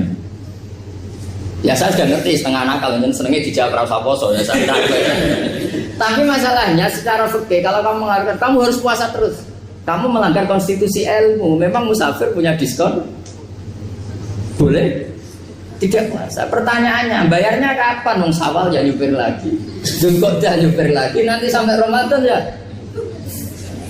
Nah terus ya pas kamu cuti, biasanya cutinya pas sakit, boleh diskon lagi karena sakit. Coba. Nggak, andai kan ada jadi ahli fikih milih zaman. Lo kalau orangnya soleh terus kayak ustadz di sini kayak dosen UI kan, masa dosen UI Universitas Islam nggak Islami kan nggak mungkin. Mungkin memilih poso kan. Masalahnya ini kan hukum untuk orang kebanyakan, nggak boleh hukum musuh gak kuat. Sahur jam 3:30 ngombe vitamin pokoknya harus kuat. Itu udah hukum, itu saran. Hukum itu beda dengan saran. Hukum itu hanya berpijak musafir itu boleh stol. Kalau saran memang boleh ya, usahakan kamu makan 3:30 pas fit nyumpir. Terus kalau nyumpir selesai jam 10 nanti istirahat. Memangnya majikan bisa ngatur jamnya. Itu fikih. Maka menjadi perdebatan yang namanya pergi itu apa? Menurut Imam Syafi'i pergi itu ya dari rumahnya ke tempat yang asing yang tidak wilayahnya namanya pergi. Menurut Imam Ahmad bin Hanbal enggak. Pergi itu tidak kerja. Jadi orang yang supir yang seperti itu namanya tidak pergi tapi kerja. Tanyakan ke publik, misalnya jenengan ke UI, istri kamu atau suami kamu ditanya, istri kamu kemana? Kira-kira jawabnya bilang pergi jalan-jalan apa bilang kerja? Kerja. Makanya kata Imam Ahmad bin Hanbal, muji mustafar atau orang yang berprofesi, yang profesinya memang harus pergi, kayak traveling atau supir, maka itu namanya tidak pergi, namanya itu kerja. Karena apa? Sekali distatuskan pergi, maka ikut status yang dikatakan Allah dan Rasul, dapat diskon, boleh tidak puasa. Maka terus kita debat tentang definisi. Nah, definisi ini penting karena yang menjadikan hukum rubah itu definisi. Misalnya gini, Mbak ini ngaji saya. Statusnya kalau pakai status saya ajnabi, orang lain Bapak ajnabiyah, maka hukumnya saya melihat Bapak ini haram karena statusnya ajnabi melihat ajnabiyah yang tidak mahram. Tapi kalau di fikih itu ada statusnya. Antara lelaki boleh muwajahah sama perempuan adalah satu untuk belajar, dua untuk muamalah, tiga untuk kesaksian, empat untuk pengobatan. Itu kan ada pengecualian. Sehingga statusnya sekarang Mbak itu belajar, apa ingin melihat Gus Bah atau Gus Bah itu mengajar atau ingin melihat, itu statusnya bisa rubah. Makanya kalau sebetulnya kalau kita marung di warung misalnya Padang, kita nggak pilah-pilah, kebetulan pelayannya perempuan itu masih bisa dikilah secara fikih. Saya muamalah marung, cuma kebetulan penjaganya. Tapi masalahnya Pak ini punya daftar penjaga yang cantik, itu masalah. Maka pertanyaannya itu marung ke situ demi marung, apa demi melihat? Tidak jawab saja. Demi marung apa demi melihat? Kalau demi marung sepakatnya penjaga yang sangar-sangar juga banyak. Akhirnya kalau demi makan, penjaga yang cowok kan banyak. Kalau demi melihat, berarti yang dihitung kan niatnya. Berarti karena muamalah apa karena melihat? Melihat. Itu status. Jadi makanya kalau mudi musafar itu namanya orang pergi atau orang kerja? Orang kerja. Maka menurut pikirannya Imam Ahmad bin Hanbal seperti itu harus puasa. Karena dia adalah pekerja, bukan musafir. Lalu dalam masalah jumlah 3 hari misalnya. Kalau dalam fikih kita, nggak saya kenapa ngomong fikih terus ya, karena banyak yang melupakan fikih. Jenengan pergi haji. Zaman Nabi haji itu jamak dan qashar terus. Padahal hajinya Nabi itu, haji itu minimal kan berapa hari minimal itu? 9, 10, 11, 12. Sebenarnya haji itu minimal hanya 4 hari. Karena 13 Dzulhijjah bisa nafar apa? Awal. Kalau nafar awal berarti nggak ada kewajiban nafar sani. Berarti yang wajib betul kan 9, tanggal 9 hukum di Arafah, terus 10 biasanya ifadah sama balang jumroh apa? Akobah, terus 11, 12 itu kan sudah boleh cabut karena apa? Nafar apa? Awal. Berarti nggak usah nafar apa? Sani. Berarti hanya berapa? 4. Tapi Nabi haji di Mekah Medina itu sampai 40 hari karena perjalanan. Pertanyaannya, ketika Nabi menjamak dan mengqashar itu cara Imam Syafi'i lis safar. Karena Nabi orang Medina datang ke Mekah dengan jarak 460 kilo, maka Nabi boleh jamak dan qashar. Jadi pikiran Imam Syafi'i, jamaknya Nabi itu lis safar karena pergi. Cara pikiran Imam Malik enggak, jamaknya Nabi itu lin nusuk. Nabi menjamak sholat itu karena melakukan ibadah haji. Efeknya adalah orang Mekah kalau haji itu cara Imam Malik meskipun jaraknya dekat boleh apa? Boleh apa? Qashar, boleh jamak qashar. Lalu terus ada pertanyaan fikih lagi. Lalu jamak qashar itu karena pergi apa karena masyaqqah? Karena repot. Coba kalau sampean kira-kira jawab.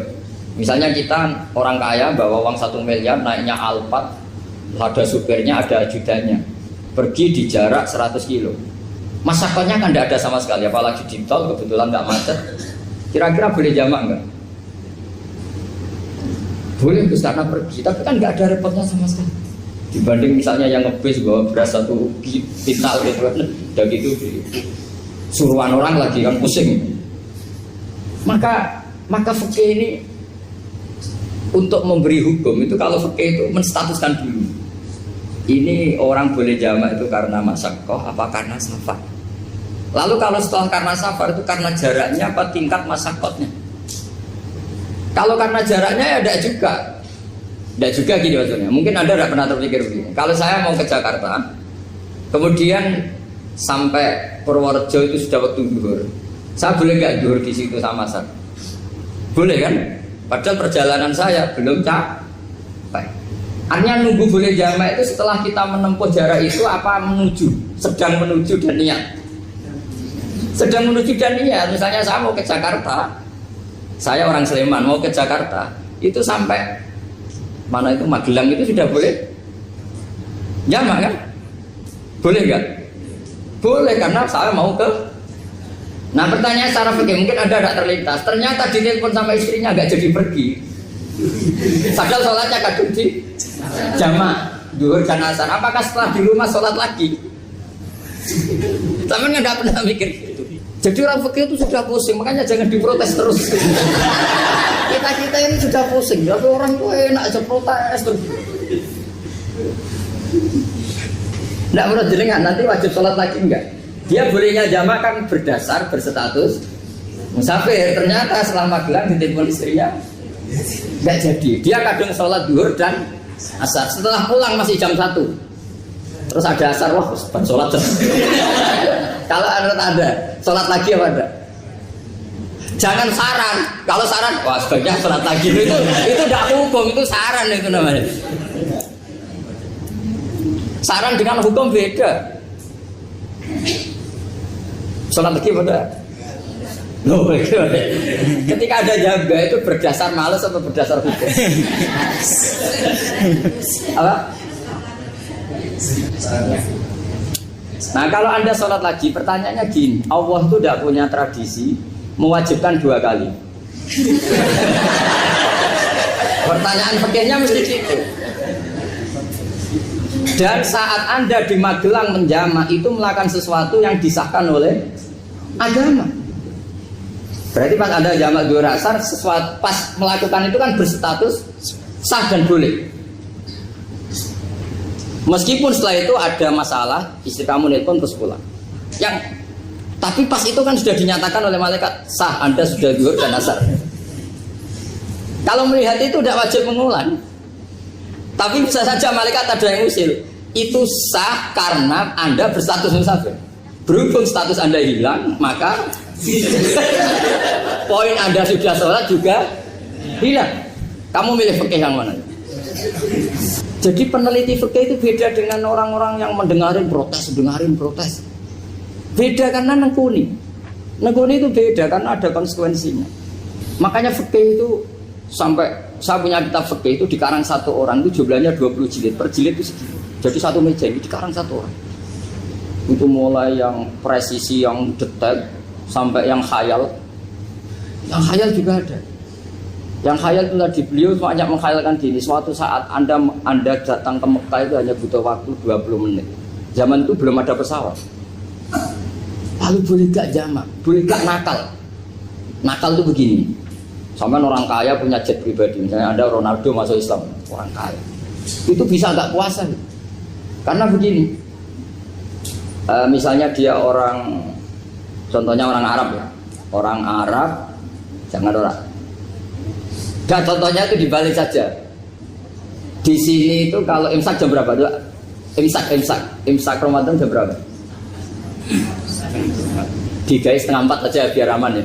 Kalau 3:30 kan masih imsak. Dia terbang ke Mekah. Jadi orang sini puasa jam 5 kan mulai puasa. Dia terbang ke Mekah kan masih malam. Makan terus dia. Mekah mau ada matahari terbang lagi ke barat. Karena dia menghindari berstatus puasa. Atau sebaliknya dia orang Mekah jam 12 puasa, 12 siang puasa. Dia wah kalau 6 jam lagi buka bisa barabel saya. Terbang ke Indonesia. Ke Indonesia terbang baru 1 jam di sini sudah buka. Itu khayal. Jadi itu ada khayalnya. Itu lama dulu sebelum ada pesawat sedang mengkhayal gitu. Bolehkah orang yang di Masyrik ke Maghrib demi itu? Kalau Anda jadi Raja Salman jam 1 kok sudah apa? Nggak kuat apa? Puasa itu diberi saran terbang ke Indonesia. Itu kalau pakai jet kan nggak sampai 9 jam, 1 jam ke Jakarta. Sudah ada wow akbar. Bukan. Boleh enggak? Lo mau kamu enggak bilang, oh enggak boleh. Wong di Jakarta sudah huru bisa sih. Masa sudah matahari terbenam orangnya enggak boleh? Bukan. Leja. Apa? Kalau resikonya gini, Sampean mungkin nggak mikir, resikonya gini, kalau dia berstatus musafir, bolehnya buka karena musafir, pertanyaannya dia wajib bayar. Kan musafir bolehnya kodok nanti harus bayar, tapi kalau dia buka normal kan bayar, beda, efek pakainya beda. Sampean jangan protes, Gus Baik gimana, mau ngaji malah tidak senam. Ini kan ngajinya para dosen, para pegawai, jadi harusnya itu jadi mufti, ngaji untuk jadi mufti. Bukan ngaji untuk mendengarkan. Jadi makanya saya mohon jangan sering protes sama ulama. Ulama itu sudah pusing. Karena efek-efek hukum itu tidak gampang. Kayak tadi misalnya, kalau dia boleh buka atas nama musafir, resikonya wajib bayar. Masalahnya Raja Salman ini mau enggak? Mau dia inginnya. Maka pertanyaannya itu kitab yang milik saya tadi yang 20 jilid tadi. Ulama itu mulai dulu sudah membayangkan bagaimana kalau suatu saat ada satu kendaraan. Kenapa ulama bisa bayangkan itu? Karena ada buruk. Meskipun mereka nggak numpak buruk, hanya Rasulullah, tapi kan bisa bayangkan ada toyul waktu. Waktu itu bisa dilipat. Karena ulama dulu ahli astronomi, jadi bumi itu bulatnya gini, muternya gini. Berarti suatu saat ada satu ilmu di mana orang ngambil satu posisi terus melewati toyul waktu, ngalami lintasan waktu. Mulai dulu itu sudah dibicarakan. Pertanyaannya lalu status orang ini kayak apa? Misalnya tadi orang Mekah ingin cepat buka terbang ke Indonesia. Orang Indonesia menghindari imsak, misalnya 3:30, dia belum sahur. Wah, kalau saya di Indonesia ini sifatnya sahur. Wah, saya tak terbang ke Mekah. Enak kan terbang di Mekah ternyata masih jam 8. Wah, bisa makan sepuasnya jam 8 malam, maksudnya jam 20. Kan enak ya. Bar wareg balik ke Indonesia wis jam 1 siang. Jam 1 siang kalau ingin cepat buka terbang ke timur. Langsung buka. Berarti dia kira-kira puasa aja 3 jam. Tapi terus ya mungkin kalau sampean tahu kok Gus sudah repot-repot ngono tinggal turu ndelok sinetron kok buka dhewe. Itu tidak hukum, saran itu namanya apa? Kalau hukum tetap tadi yang dikatakan puasa adalah imsak, mulai jam imsak sampai ghurubus. Lalu pertanyaannya lagi, ghurubus samsi sampai imsak itu konversi jam apa nyata-nyata ghurubus samsi? Kalau yang diliwati khatul istiwa, katul istiwa itu nyata, fi'lan, kalau dalam bahasa Arab fi'lan awaqiyan. Tapi kalau Anda orang kutub, saya sering kirim-kiriman surat sama mufti-mufti yang ada di Timur Tengah, di Eropa, konsultasi maksudnya. Orang kutub itu kan tidak ada matahari, tidak ada apa-apa. Jika kalau Anda baca kitab di kutub, mesti Gus Bak ada pembohong. Misalnya orang kutub ngaji saya, kamu harus subuh sebelum matahari terbit. Sekali matahari terbit waktunya hilang. Duhur setelah matahari agak ke barat. Asar kalau matahari terbenam hilang waktunya. Terus mereka mesti bilang mataharinya di mana? Maka pertanyaannya, boleh gak mengkonversi waktu untuk orang kutub? Jadi misalnya pola umum subuh jam 4:30. Berarti antara subuh dan qadha itu 1,5 jam. Subuh sama zuhur polanya berapa berarti? Kalau 4:30 sampai jam 12 ini 6 sama 7,5.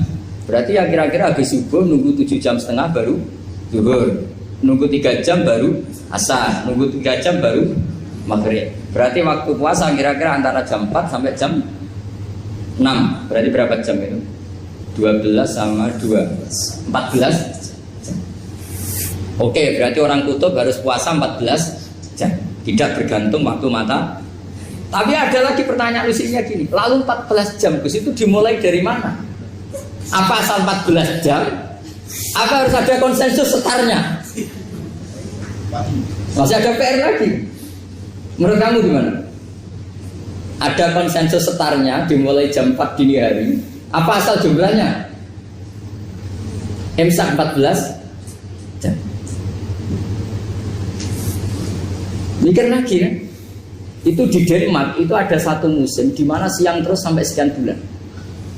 Siang terus sampai orang sana itu capek. Kenapa ada siang terus? Logikanya kan tadi bumi itu saya juga belajar falak, belajar astronomi. Kalau tepaan kamu di sisi yang barat agak utara atau agak selatan, matahari ini nyentrong terus. Sehingga bumi mulak malik ya kamu kesentrong terus karena kita ini kan tepaan di katulis tiwa. Di khotul istiwa. Sebenarnya khotul istiwa itu bahasa Arab dari kata khotul istiwa. Khotun itu garis, istiwa itu tengah. Islam itu oleh Allah memang dipilih di tempat paling top yaitu Mekah. Mekah Ka'bah itu suratul ardi. Jadi sebelum ditemukan ilmu astronomi itu Nabi sudah ngendikan Al-Ka'bah suratul ardi. Ka'bah itu pusarnya bumi. Sehingga di Ka'bah itu satu-satunya area yang terbebas dari medan magnetis. Karena dari utara dan selatan benar-benar di tengah. Maka potensi jam paling akurat di dunia itu ya hanya jam yang di Mekah itu. Karena apapun akuratnya teknologi di Amerika atau Jerman, karena jam itu dari logam tetap ketarik medan magnetis, entah berapa 00, tetap kena. Misalnya jam di Jerman lebih dekat mana kalau Jerman? Mesti ketarik medan magnetis, entah berapa kadarnya. Karena materi jam dari logam. Sementara di Mekah karena di tengah itu terbebas dari medan magnetis. Nah, sehingga yang segaris dengan Mekah kayak Indonesia itu semuanya khotul istiwa. Nah kalau khotul istiwa normal itu artinya ya 12 siang secara umum ya 12. Sehingga ulama Indonesia kalau ngaji itu lebih gampang, lebih tidak dianggap bohong. Karena ya ada terbitnya matahari, ada zawalus syamsi, ada hurubus syamsi. Coba kalau kitab itu Anda baca di kutub utara sama kutub selatan, murid kamu bingung semua. Ini gimana Ustadz, tidak ada matahari kok semuanya diukur pakai matahari. Lalu pertanyaannya dikonversi kan? Pertanyaannya kalau dikonversi pakai apa? Asal 14 jam, apa harus sepakat dimulai jam berapa? Milih mana? Milih sepakat. Pertanyaannya kalau sepakat, ukurannya siapa yang jadi ahlul halli wal aqdi?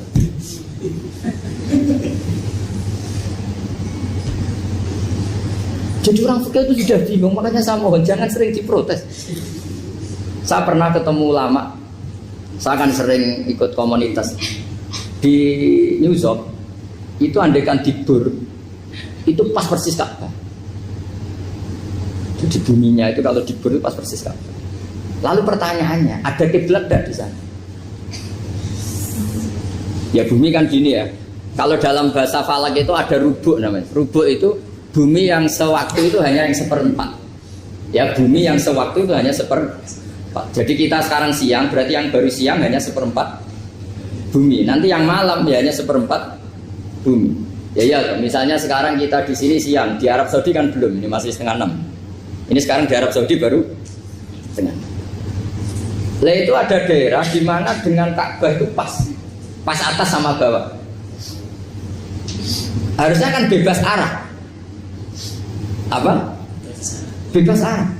Lalu orang sana sholatnya itu menghadap kemana? Pernah ulama New York itu minta fatwa ke Rabitatul Alam Al-Islami. Lalu kita harus menghadap kemana? Makanya dalam dunia anekdot ulama itu ada anekdot Abu Nawas itu orang yang nggak pernah kalah debat. Dia itu terkenal nggak pernah kalah debat. Tapi dia ada ilmuwan. Dia punya tetangga ilmuwan, punya pengaruh besar. Semua orang ngaji ke ilmuwan itu. Mantelnya bukan main, karena dia ahli falak, ahli astronomi. Mau nandingi dia tidak bisa, nggak nandingi itu reputasinya jatuh. Orang itu berteori kalau bumi itu bulat-bulat. Kalau kamu jalan ke sini, maka akan ke titik yang suatu saat si profesor ini kemalingan, terus minta tolong Abu Nawas rumah saya kemalingan. Terus lari kemana malingnya? Ke timur. Setelah ke timur, larinya ke timur. Abu Nawas lari ke barat. Terus ditanya, sudah tak bilangin malingnya lari ke timur, kok kamu lari ke barat? Nanti ketemu di titik yang sama. Sebenarnya itu profesornya makal. Oh kamu nyindir loh. Artinya Abu Nawas gak terima. Teori anda itu gak bisa. Secara keilmuan benar, tapi secara faktual gak boleh. Berarti kalau ada orang ngejar istrinya lari ke timur, dia harus tetap ke barat. Nanti ketemu di titik yang sama. Jadi malingnya tuh lari ke timur, Abu Nawas ngejar ke barat. Ketika ditanya profesornya, sudah bilangin malingnya tuh lari ke timur, kenapa ada ke barat? Kataan kan nanti ketemu di titik yang sama karena bumi bulat-bulat. Nah pertanyaannya gini, lalu kalau yang segaris itu ada arah enggak? Kayak New York tadi. Menurut kamu tetap berkiblat apa enggak usah? Loh kalau yang rubuk jelas. Loh gitu, kalau rubuk begini loh, misalnya begini, terus kamu di sini sama sini kan masih ada arah, tapi kalau sini sama sini Masih butuh kiblat. Sama tidak usah protes. Orang fikih sudah pusing, tidak usah diprotes. Karena yang dipikir itu macam-macam. Nah ya makanya ini mengkaji ya, saya mohon. Ya kayak tadi ini mengkaji, saya mohon saya cukupkan sekian. Sementing apa ya kita ada respeknya lah sama ulama. Jadi ulama itu susah. Mikirnya susah, harus tanggung jawab di depan Allah. Di dunia diprotes terus. Ini mungkin yang bawa kitab ikutnya halaman 293 ya. Itu yang mungkin nanti bisa dikopi sama yang nggak punya tag. Yang nggak punya tag mengkopi sama yang punya. Di sini diantaranya itu ada bab faslun fi dzikri rajul manaqiba nafsi. Bab seseorang boleh menyebut kelebihannya sendiri. Asal niatnya tidak riya. Di sini dicontohkan tadi Bapak siapa namanya? Samsul. Pak Samsul ya. Di sini diceritakan ketika mau masa paceklik, saya ulang lagi masa paceklik, itu Nabi Yusuf karena merasa amanah dan merasa punya kemampuan mengelola ketahanan pangan, beliau bilang ke rajanya, qala ij'alni ala khazainil ardi inni hafizun alim. Raja, jadikan kami pengatur ketahanan pangan karena ini hafizun alimnya dan saya terpercaya. Hanya Nabi Yusuf seorang nabi tentu panutan, beliau menonjolkan kemampuannya itu boleh asal untuk kemaslahatan. Misalnya ada orang Islam sakit atau kiai sakit, dengan dokter bilang saja, saya dokter, biar saya yang nangani. Itu boleh, karena motivasi Anda dalam menyelamatkan Pak Kiai tadi atau orang yang sakit, bukan motivasi Anda adalah hadun nafsi, kalau dalam bahasa keinginan apa? Pribadi. Jadi itu boleh. Jadi ini di beberapa contohkan. Ya ayuhan nasu ulimna mantiqat thairi wa utina min kulli syai'. Nabi Sulaiman itu bilang gini, wahai para manusia, saya ini bisa bahasa burung apa saja dan saya bisa melakukan apa saja, wa utina min kulli syai'. Nabi Sulaiman ngendikan begitu karena ingin menunjukkan betapa sayangnya Allah ke saya, sampai saking sayangnya Allah saya bisa menguasai bahasa burung, bahasa binatang. Jadi motivasi seorang nabi itu ingin menunjukkan betapa kudrohnya Allah tidak terbatas. Nah buktinya apa ya? Buktinya Sulaiman, sama tak cerita Nabi Sulaiman itu kalau ke masjid itu mesti jagungan sama orang miskin. Terus beliau bilang gini, miskinun yujalisu miskin, ayo podo kerene jagungan. Karena beliau dengan kenabiannya meskipun kaya raya itu tidak merasa punya sama sekali karena semuanya milik Allah Subhanahu wa Ta'ala. Dan beliau buktikan, beliau kaya raya itu untuk bangun Baitul Maqdis yang semegah itu semuanya pakai asetnya Nabi Sulaiman. Ketika bisa memperkerjakan jin dan setan juga untuk bangun Baitul Maqdis, bukan untuk bangun dirinya, rumah dirinya. Ya ini dicontohkan satu Nabi Sulaiman, dua Nabi Yusuf. Terus ketiga contoh yang diambil, setiap nabi ketika pidato kepada umatnya mesti ditutup dengan wa analakum nasihun amin.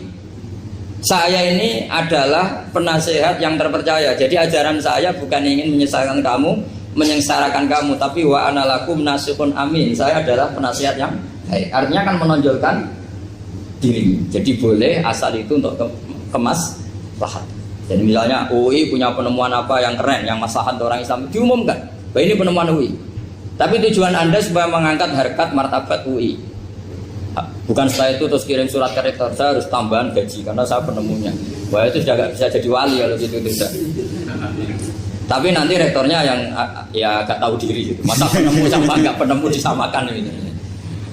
Misalnya seperti itu. Jadi di sini ada sekian contoh, mungkin bisa diakses di halaman 293 di bab faslun fi dzikri rajuli manaqiba nafsi.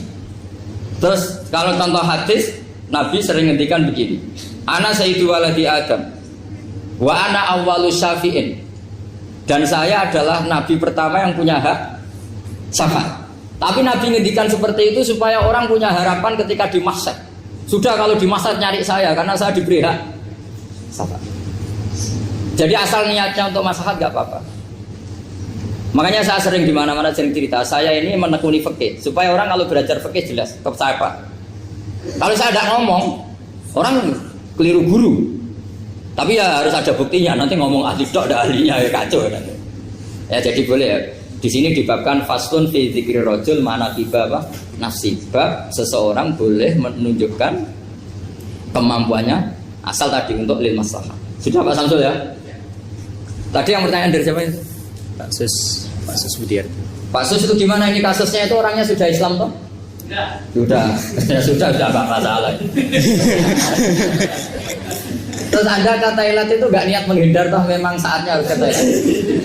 Hanya menyesal. Oh, hanya menyesal, bagus lah punya penyesalan.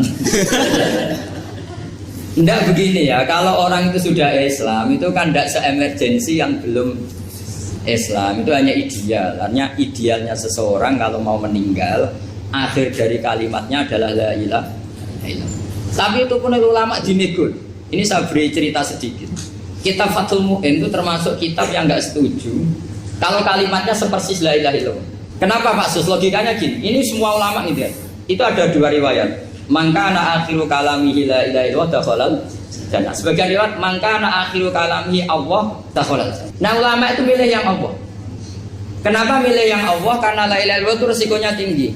Pas la ilaha ateis, tidak ada Tuhan, mati. Maka ulama, tradisinya guru-guru kita, kalau ada orang mau mati yang sudah akut, itu hanya ditalkin Allah, Allah, Allah. Karena ini lebih tidak berisiko. Tapi kalau la ilaha illallah, pas la ilaha belum illallah, mati. Tidak bisa kamu pun. Ayo teruskan dulu. Baru mati ini gimana? Belum illallah kok sudah. Jadi makanya, terus di situ diterangkan lagi begini. Setelah orang itu melafadzkan la ilaha illallah, kan orang mau mati itu kan macam-macam ya. Ada yang sudah akut, ada yang masih sehat. Kalau masih sehat sebaiknya la ilaha illallah. Tapi kalau sudah akut hanya dilatih apa? Allah. Terus saran kedua oleh kitab Fathul Mu'in diterangkan sebaiknya jangan ngomong lagi. Karena Nabi ngendikan akhir. Akhir itu harus itu menjadi kalimat. Jadi misalnya setelah kamu talqin la ilaha illallah, kamu tanya, "Pak, sertifikatnya di mana?" Akhirnya bapaknya jawab, "Di lemari." Pas melamari mati. Berarti akhir kalimatnya lemari. Makanya kita juga harus memperjuangkan supaya itu benar-benar akhirnya. Jika nanti dikenang di akhirat, ini orang luar biasa mengakhiri dunia dengan kalimat la ilaha illallah. Tapi nanti kalau ini orang luar biasa mengakhirinya dengan lemari. Apalagi tanyanya gini, "Pak, tabungannya di bank apa?" Ini bisiah. Berarti terakhir bilang apa? Bisiah. Jadi itu ada aturannya. Jadi kalau nalkin orang sudah ngelapatkan kalimat tauhid, jangan bijak ngomong. Karena kalau diajak ngomong lagi terus mati, yaitu kalimat terakhirnya. Bayangkan kalau habis untuk maksiat itu habis betul. Terus dia mulai syukur. Alhamdulillah Gus, harta saya habis secara heroik karena untuk mengobati apa ibu. Sudah pinter dia. Akhirnya miskin sampai sekarang ya tetap pede saja karena masih punya tabungan di akhirat. Dan itu saya terinspirasi oleh ilmu juga. Jadi dulu Sayyidah Aisyah itu pernah nyimpan sepotong daging kambing, disimpan untuk dimakan beliau. Karena beliau mau iftar ya, mau buka atau apa. Singkat cerita, karena bawaan keluarga Nabi itu sakhok, ada orang minta dikasihkan. Suatu saat akhirnya kan habis. Terus Nabi tanya, yang daging tadi di mana? Habis. Terus Nabi cara menjelaskan itu indah sekali. Harta kamu itu baju yang kamu pakai nanti ya rusak, yang kamu makan nanti ya ke WC. Wa tasaddaqta fa abqaita. Memang di semua riwayat itu pakai dhamir mukhatab mudzakkar, meskipun asal usul riwayat itu untuk Sayyidah Aisyah karena untuk umum. Yang kamu sedekahkan tuh yang masih. Kamu jangan bilang kamu sedekahkan tuh yang habis, yang kamu sedekahkan tuh yang masih. Misalnya saya punya uang 1 miliar misalnya. Terus pernah tak sedekahkan ke fakir miskin atau ke kiai atau ke pondok 1 juta. Itu yang mesti masih, karena kadung di luar kekuasaan kita. Kadung lillahi ta'ala. Justru yang masih itu yang potensi nanti untuk hal-hal yang kurang positif.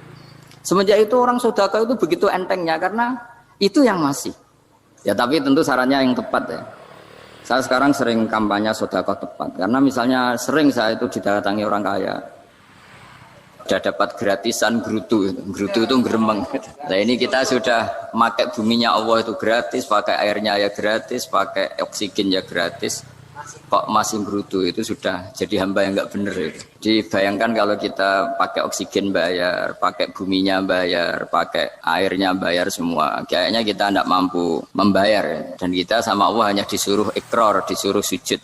Pentingnya ilmu satu bahwa itu akan menjadikan satu perilaku. Misalnya begini ya, dulu itu kiai-kiai Jawa zaman dulu itu berpatokan karena dulu pemerintahan Hindia Belanda, seorang lagi masih pemerintahan Hindia Belanda. Itu dalil yang sering diutarakan itu sebaik-baiknya umara itu yang datang ke ulama, terus sejelek-jeleknya ulama itu yang datang ke umara. Tapi semenjak pemerintahan Indonesia dan kemudian ditandai beberapa tokoh kayak Gus Wahid putra Kiai Hasyim jadi Menteri Agama, ada Gus Wahib putra Kiai Wahab juga jadi Menteri Agama, ada Kiai Fathur Rahman keluarga Mbah Maimun, keluarga Sarang juga pernah jadi Menteri Agama. Kemudian bersamaan dengan itu dibangunlah satu pegangan ilmu. Pegangan ilmu ini penting karena ini yang mengilhami semua orang Islam, terutama ya utamanya ulamanya. Ada seorang ustadz, seorang guru ngaji yang karena melihat rata-rata penguasa itu zalim ya, datang ke Harun Ar-Rasyid. Ini perlu disemak, datang ke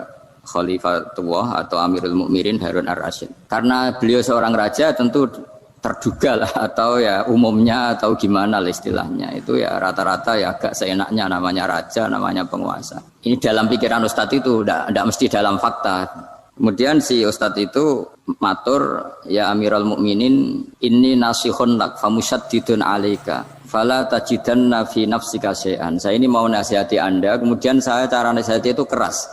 Tolong jangan dimasukkan hati. Dia bilang famusyaddidun alaika. Saya nanti kalau nasihati itu keras sekali.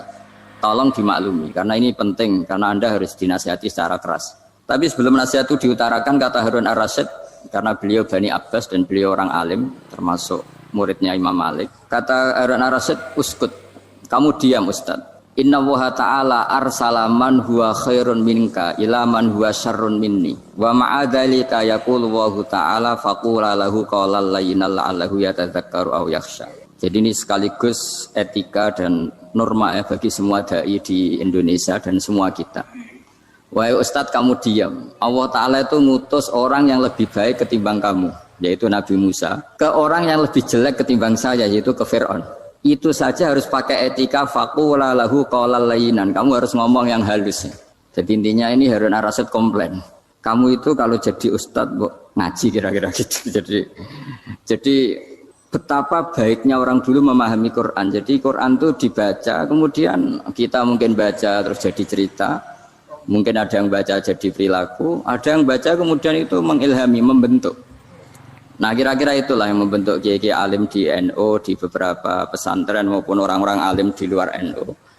Asal ngajinya dan bacanya seperti kita, pasti seperti itu. Karena cara berpikir tadi. Sudah, jadi akhirnya si Ustadz tadi keluar dan minta maaf, anta a'lamu minni, ternyata engkau lebih alim ketimbang saya. Jadi kalimat famusyaddidun alaika, saya akan keras cara memberi nasihat, itu yang diket, yang dipotong, yang dibatalkan atau yang diralat oleh Khalifatullah Harun Ar-Rasyid. Yaitu dikatakan inna Allaha ta'ala arsala man huwa khairun minka ila man huwa syarrun minni. Yaitu Allah mengutus orang yang lebih baik ketimbang kamu, yaitu Nabi Musa, ke orang yang lebih jelek ketimbang saya, yaitu Fir'aun. Itu pun harus faqula lahu qawlal layyinan. Cara berdakwah harus dengan kata-kata yang halus, yang lembut, yang indah. Dan dengan kata-kata itu diharapkan la'allahu yatadzakkaru aw yakhsha. Semoga yang didakwai menjadi ingat. Sehingga dengan kemampuan ilmiah seperti ini menjadi pegangan bersama bahwa kita sebagai dai atau sebagai tetangga atau sebagai sama-sama warga Indonesia, bawaan kita memang harus faqula lahu qawlan layyinan la'allahu yatadzakkaru aw yakhsha. Kemudian dalam disiplin ilmu yang lain, halus itu tidak kuat. Angin itu ya halus, tapi kalau di manage itu jadi kekuatan yang dahsyat. Begitu juga air dan sebagainya.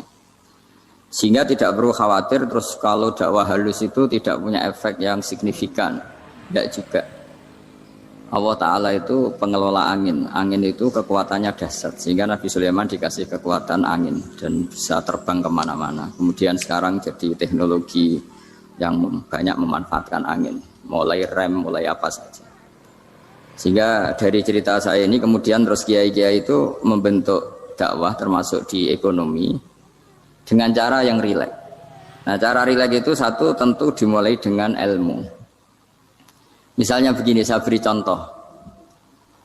ketika ada orang melafatkan kalimat la ilaha illallah, tiada Tuhan selain Allah.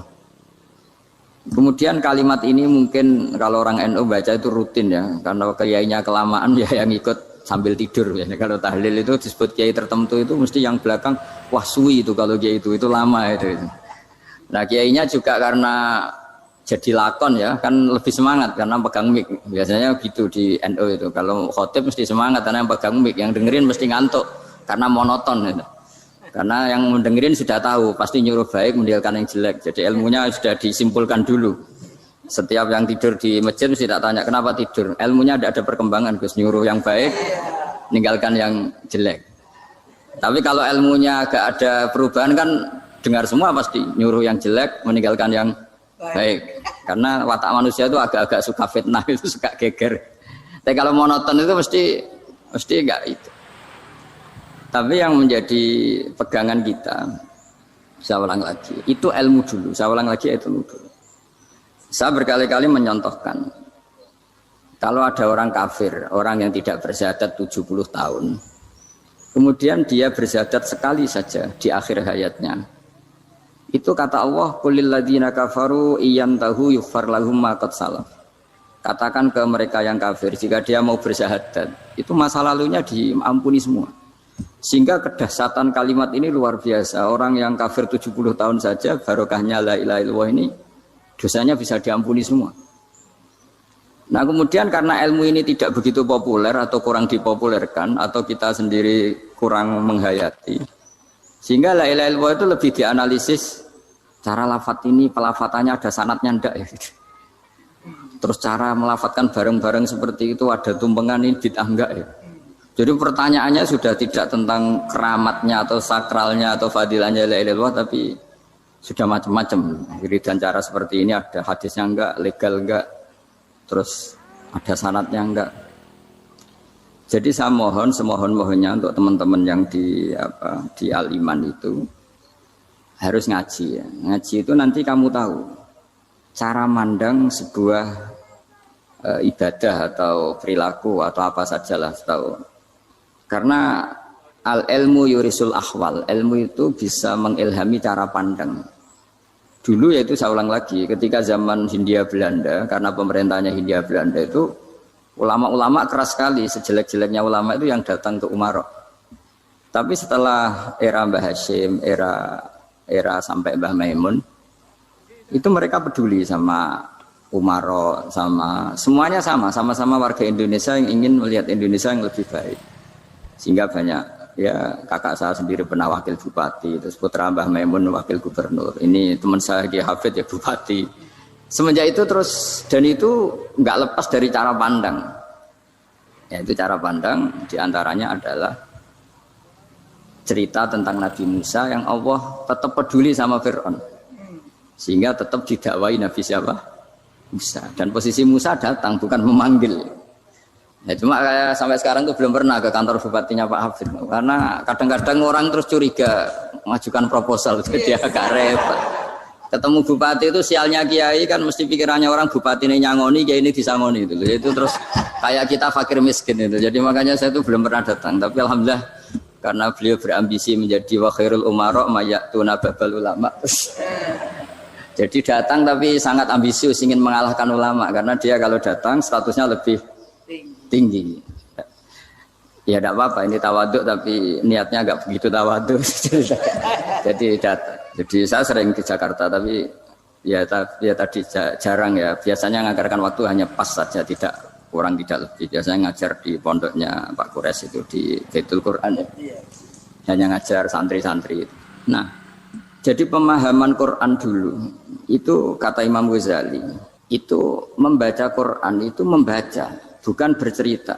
Kalau kamu membaca seperti ini, kunta qori'an, kamu pembaca. Pembaca itu yang mengambil pelajaran. Tapi kalau kamu hanya cerita, itu namanya kunta hakian. Sebenarnya Anda tidak membaca Quran, tukang cerita. Misalnya tadi, cerita Nabi Musa datang ke Fir'aun. Itu kalau kamu hanya cerita, wah dulu itu ada orang namanya Fir'aun, didakwai Nabi yang namanya Musa. Ya itu namanya tukang cerita. Kalau kamu pembaca tidak gitu. Betapa baiknya Allah. Orang sengawur Fir'aun saja inginnya Allah masih ingin diselamatkan.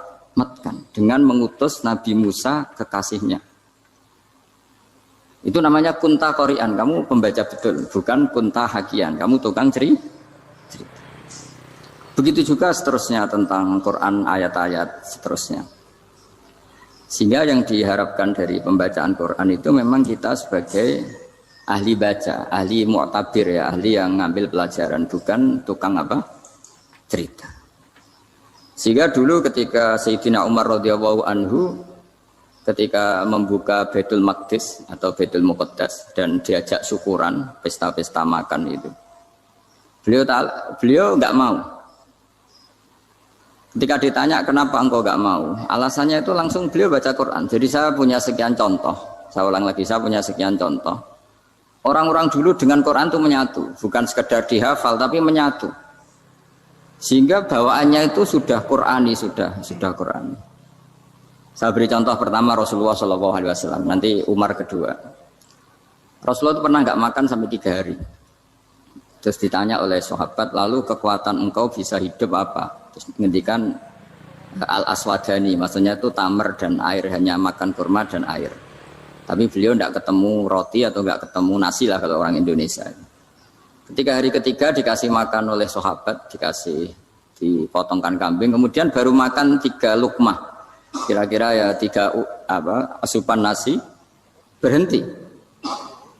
Padahal sahabat yang lapar sama dengan Rasulullah itu membayangkan Nabi itu sampai kenyang, sampai apa. Tapi ketika ditanya, seperti ini pun nanti ada hisabnya. Walatus alunna yauma idzin anin naim. Jadi acara makan-makan gini itu nanti ada hisabnya. Nabi nangis. Akhirnya sahabat nggak jadi nerusin makan. Jadi ketakutan orang dulu sama ketika Sayyidina Umar dijak pesta ketika memenangkan Baitul Maqdis itu. Inna wa ta'ala ayyara qauman. Allah itu mengkritik sebuah komunitas kaum karena apa? Adhabtum thayyibatikum fi hayatikum dunya wastamta'tum biha. Kamu adalah orang-orang yang jatah nikmat kamu sudah kamu habiskan di dunia. Adhabtum itu kalian habiskan jatah kenikmatan kamu di dunia. Wastamta'tum biha, kamu di dunia sudah berpuas-puas. Maka jatah Anda sekarang di akhirat habis. Sehingga Sayyidina Umar enggak mau pesta-pesta karena takut jatah nikmatnya habis. Kata beliau terus, astabqi thayyibati, akan saya sisakan sisi-sisi kebaikan saya supaya tidak habis. Corong Jawa itu aja dientek-entekno biar jatahnya masih. Sehingga di dunia kiai itu ya meskipun saya akrab bupati, akrab mungkin wakil gubernur, saya itu ya jarang ketemu. Karena kalau orang Jawa bawaannya ketemu ya makan-makan, guyon-guyon.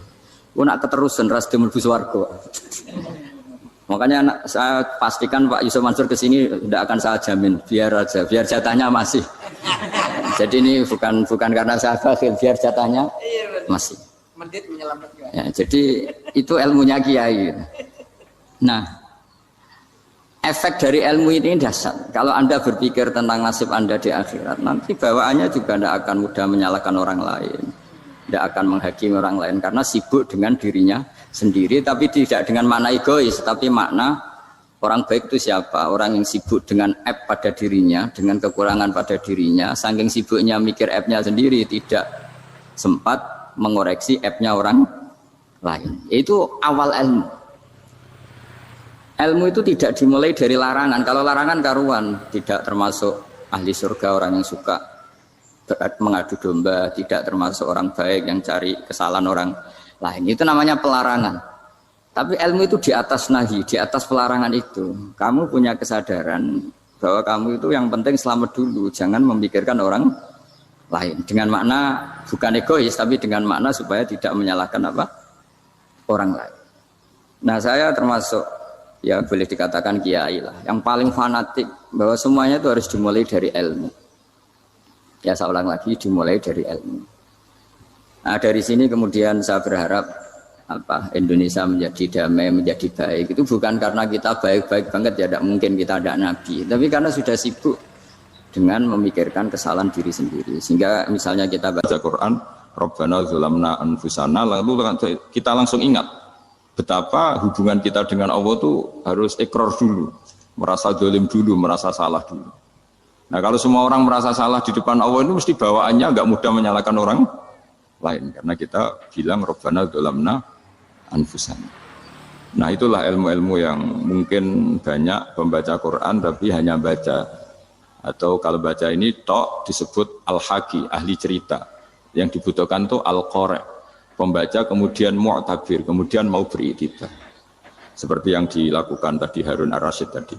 Inna wa ta'ala arsala man huwa khairun minka ila man huwa syarrun minni. Wa ma'adzalika yaqulu wa ta'ala faqula lahu qaulal layyin.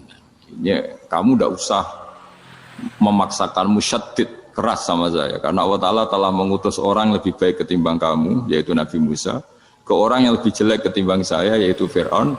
Itu saja harus beretika faqula lahu qaulal layyinan la'allahu yatadzakkaru aw yakhsha.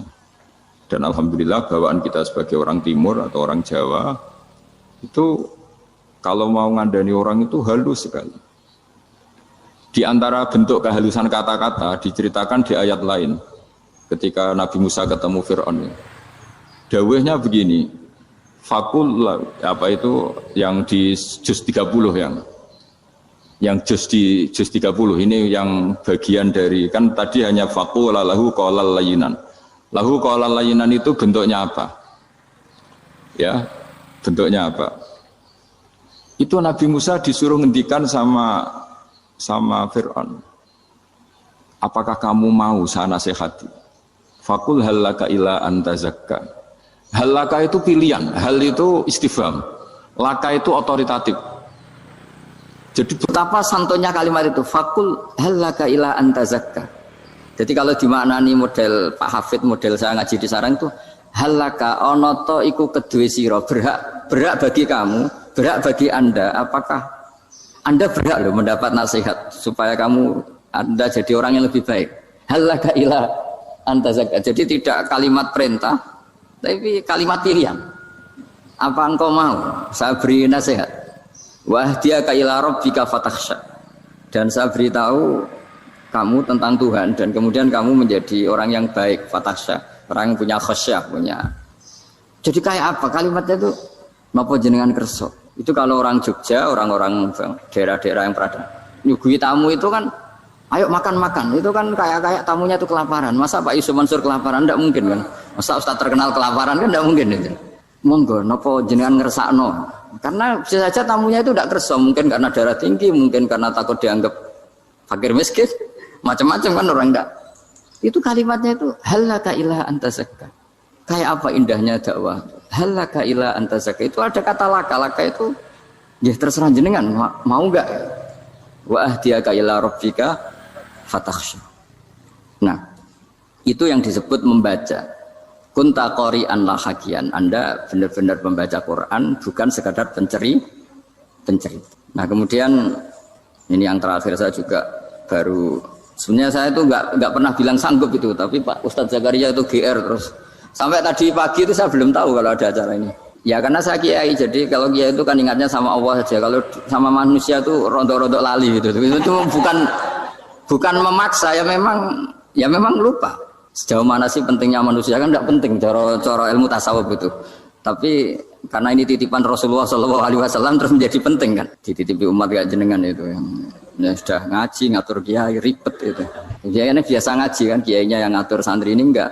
Pak Yai ngaji tanggal ini jam ini itu kan mengabaikan semua aktivitas kiai. Padahal jam ini mungkin saya punya jam, mungkin jalan-jalan atau ngaji atau mutolaah atau munajat. Gara-gara Pak Zakaria ini kan terus Mas Tamam ini yang provokasi. Harus ngaji di jam ini, tema ini. Saya itu kalau ngaji ditentukan tema itu ini memang saya agak keras di bab ini. Itu kayak ibarat gini loh. Saya ini dokter, kemudian ada orang yang sakitnya itu jantung, terus bilang ke saya, Pak dokter sembuhkan kukul saya. Wong penyakit ekstrimnya itu jantung, kok bila disembuhkan apa? Kukul. Kan gak penting, sembuh tidak sembuh, kukul itu kan gak penting. Jerawat itu. Kiai itu tahu kesalahan paling fatal manusia itu akidah. Tapi kadang-kadang mintanya ilmu yang tidak akidah, yang gak penting. Jadi kadang-kadang kiai itu ya digurui betul kalau di Indonesia. Misalnya ini tidak nyindir loh, memang marah betul kalau di bab-bab seperti ini. Tapi ini biar jadi ilmu masif, ilmu yang general. Saya ulang lagi ya, Anda jadi dokter, tahu pasien Anda ini penyakit jantung kronis atau sudah fatal lah sudah. Terus orang itu bilang, Pak Yai, itu Pak dokter, tolong obati kulit saya supaya tidak jerawatan. Kamu bilang ini orang aneh enggak? Aneh kan? Nah, kiai juga gitu. Saya sering itu ada orang mau haji gitu, Gus doain saya jadi haji mabrur. Pernah belajar haji Pak? Dereng. Mungkin enggak orang belum belajar nyupir terus kemudian minta didoain, Gus saya mau nyupir doain selamat. Mau nyupir aja enggak bisa kok minta doa selamat. Harusnya urutannya kan belajar dulu baru minta doa. Tapi kali ini Aliman bener ngajaknya akidah dulu, ahli sunnah kan. Nah itu bener karena akidah itu hal yang prinsip memang harus. Kalau kebetulan nggak bener taruh visi betul. Untungnya kok temanya bener. Jadi saya mohon ke seluruh orang-orang yang mau ngaji ke kiai itu tema itu biar yang milih kiai supaya tahu prioritas yang harus benahin. Jangan tema yang kita yang milih. Jangan-jangan tema yang kita pilih itu tidak mendesak atau tidak penting. Ini bukan apa-apa, ini saking ingin baik saya ya, keinginan baik saya supaya dulu zaman sahabat ya gitu. Kalau ada pertanyaan salah sama Nabi dibenerin, cuma Nabi terlalu bijak, cara benerin tuh enak. Kalau saya karena tidak Nabi saja ya agak-agak kasar kan, kalau tidak Nabi tidak wajib bener terus. Yang wajib bener terus itu Nabi. Saya beri contoh ya. Nabi itu ngendikan tentang kiamat. Kiamat itu dahsyat, mengerikan gini-gini. Kalau pikirannya orang kampung itu begini, Nabi ini aneh. Cerita kiamat dahsyat tapi nggak ada tanggalnya, ada tahunnya. Harusnya ada dong biar kita bisa persiapan. Sehingga Nabi disomasi di tengah-tengah khutbah itu, ya Rasulullah mata sah. Nah, karena ini orang Bedui, Nabi nggak dengerin, masih ulang lagi. Mata sah ya Rasulullah. Ketika Nabi mengabaikan itu ada dua kelompok sahabat, yang satu bilang lam yasma, Nabi tidak dengar sehingga mengabaikan. Yang kedua bilang sami'a wa kariha, Nabi sebenarnya mendengar tapi tidak berkenan. Tapi diulang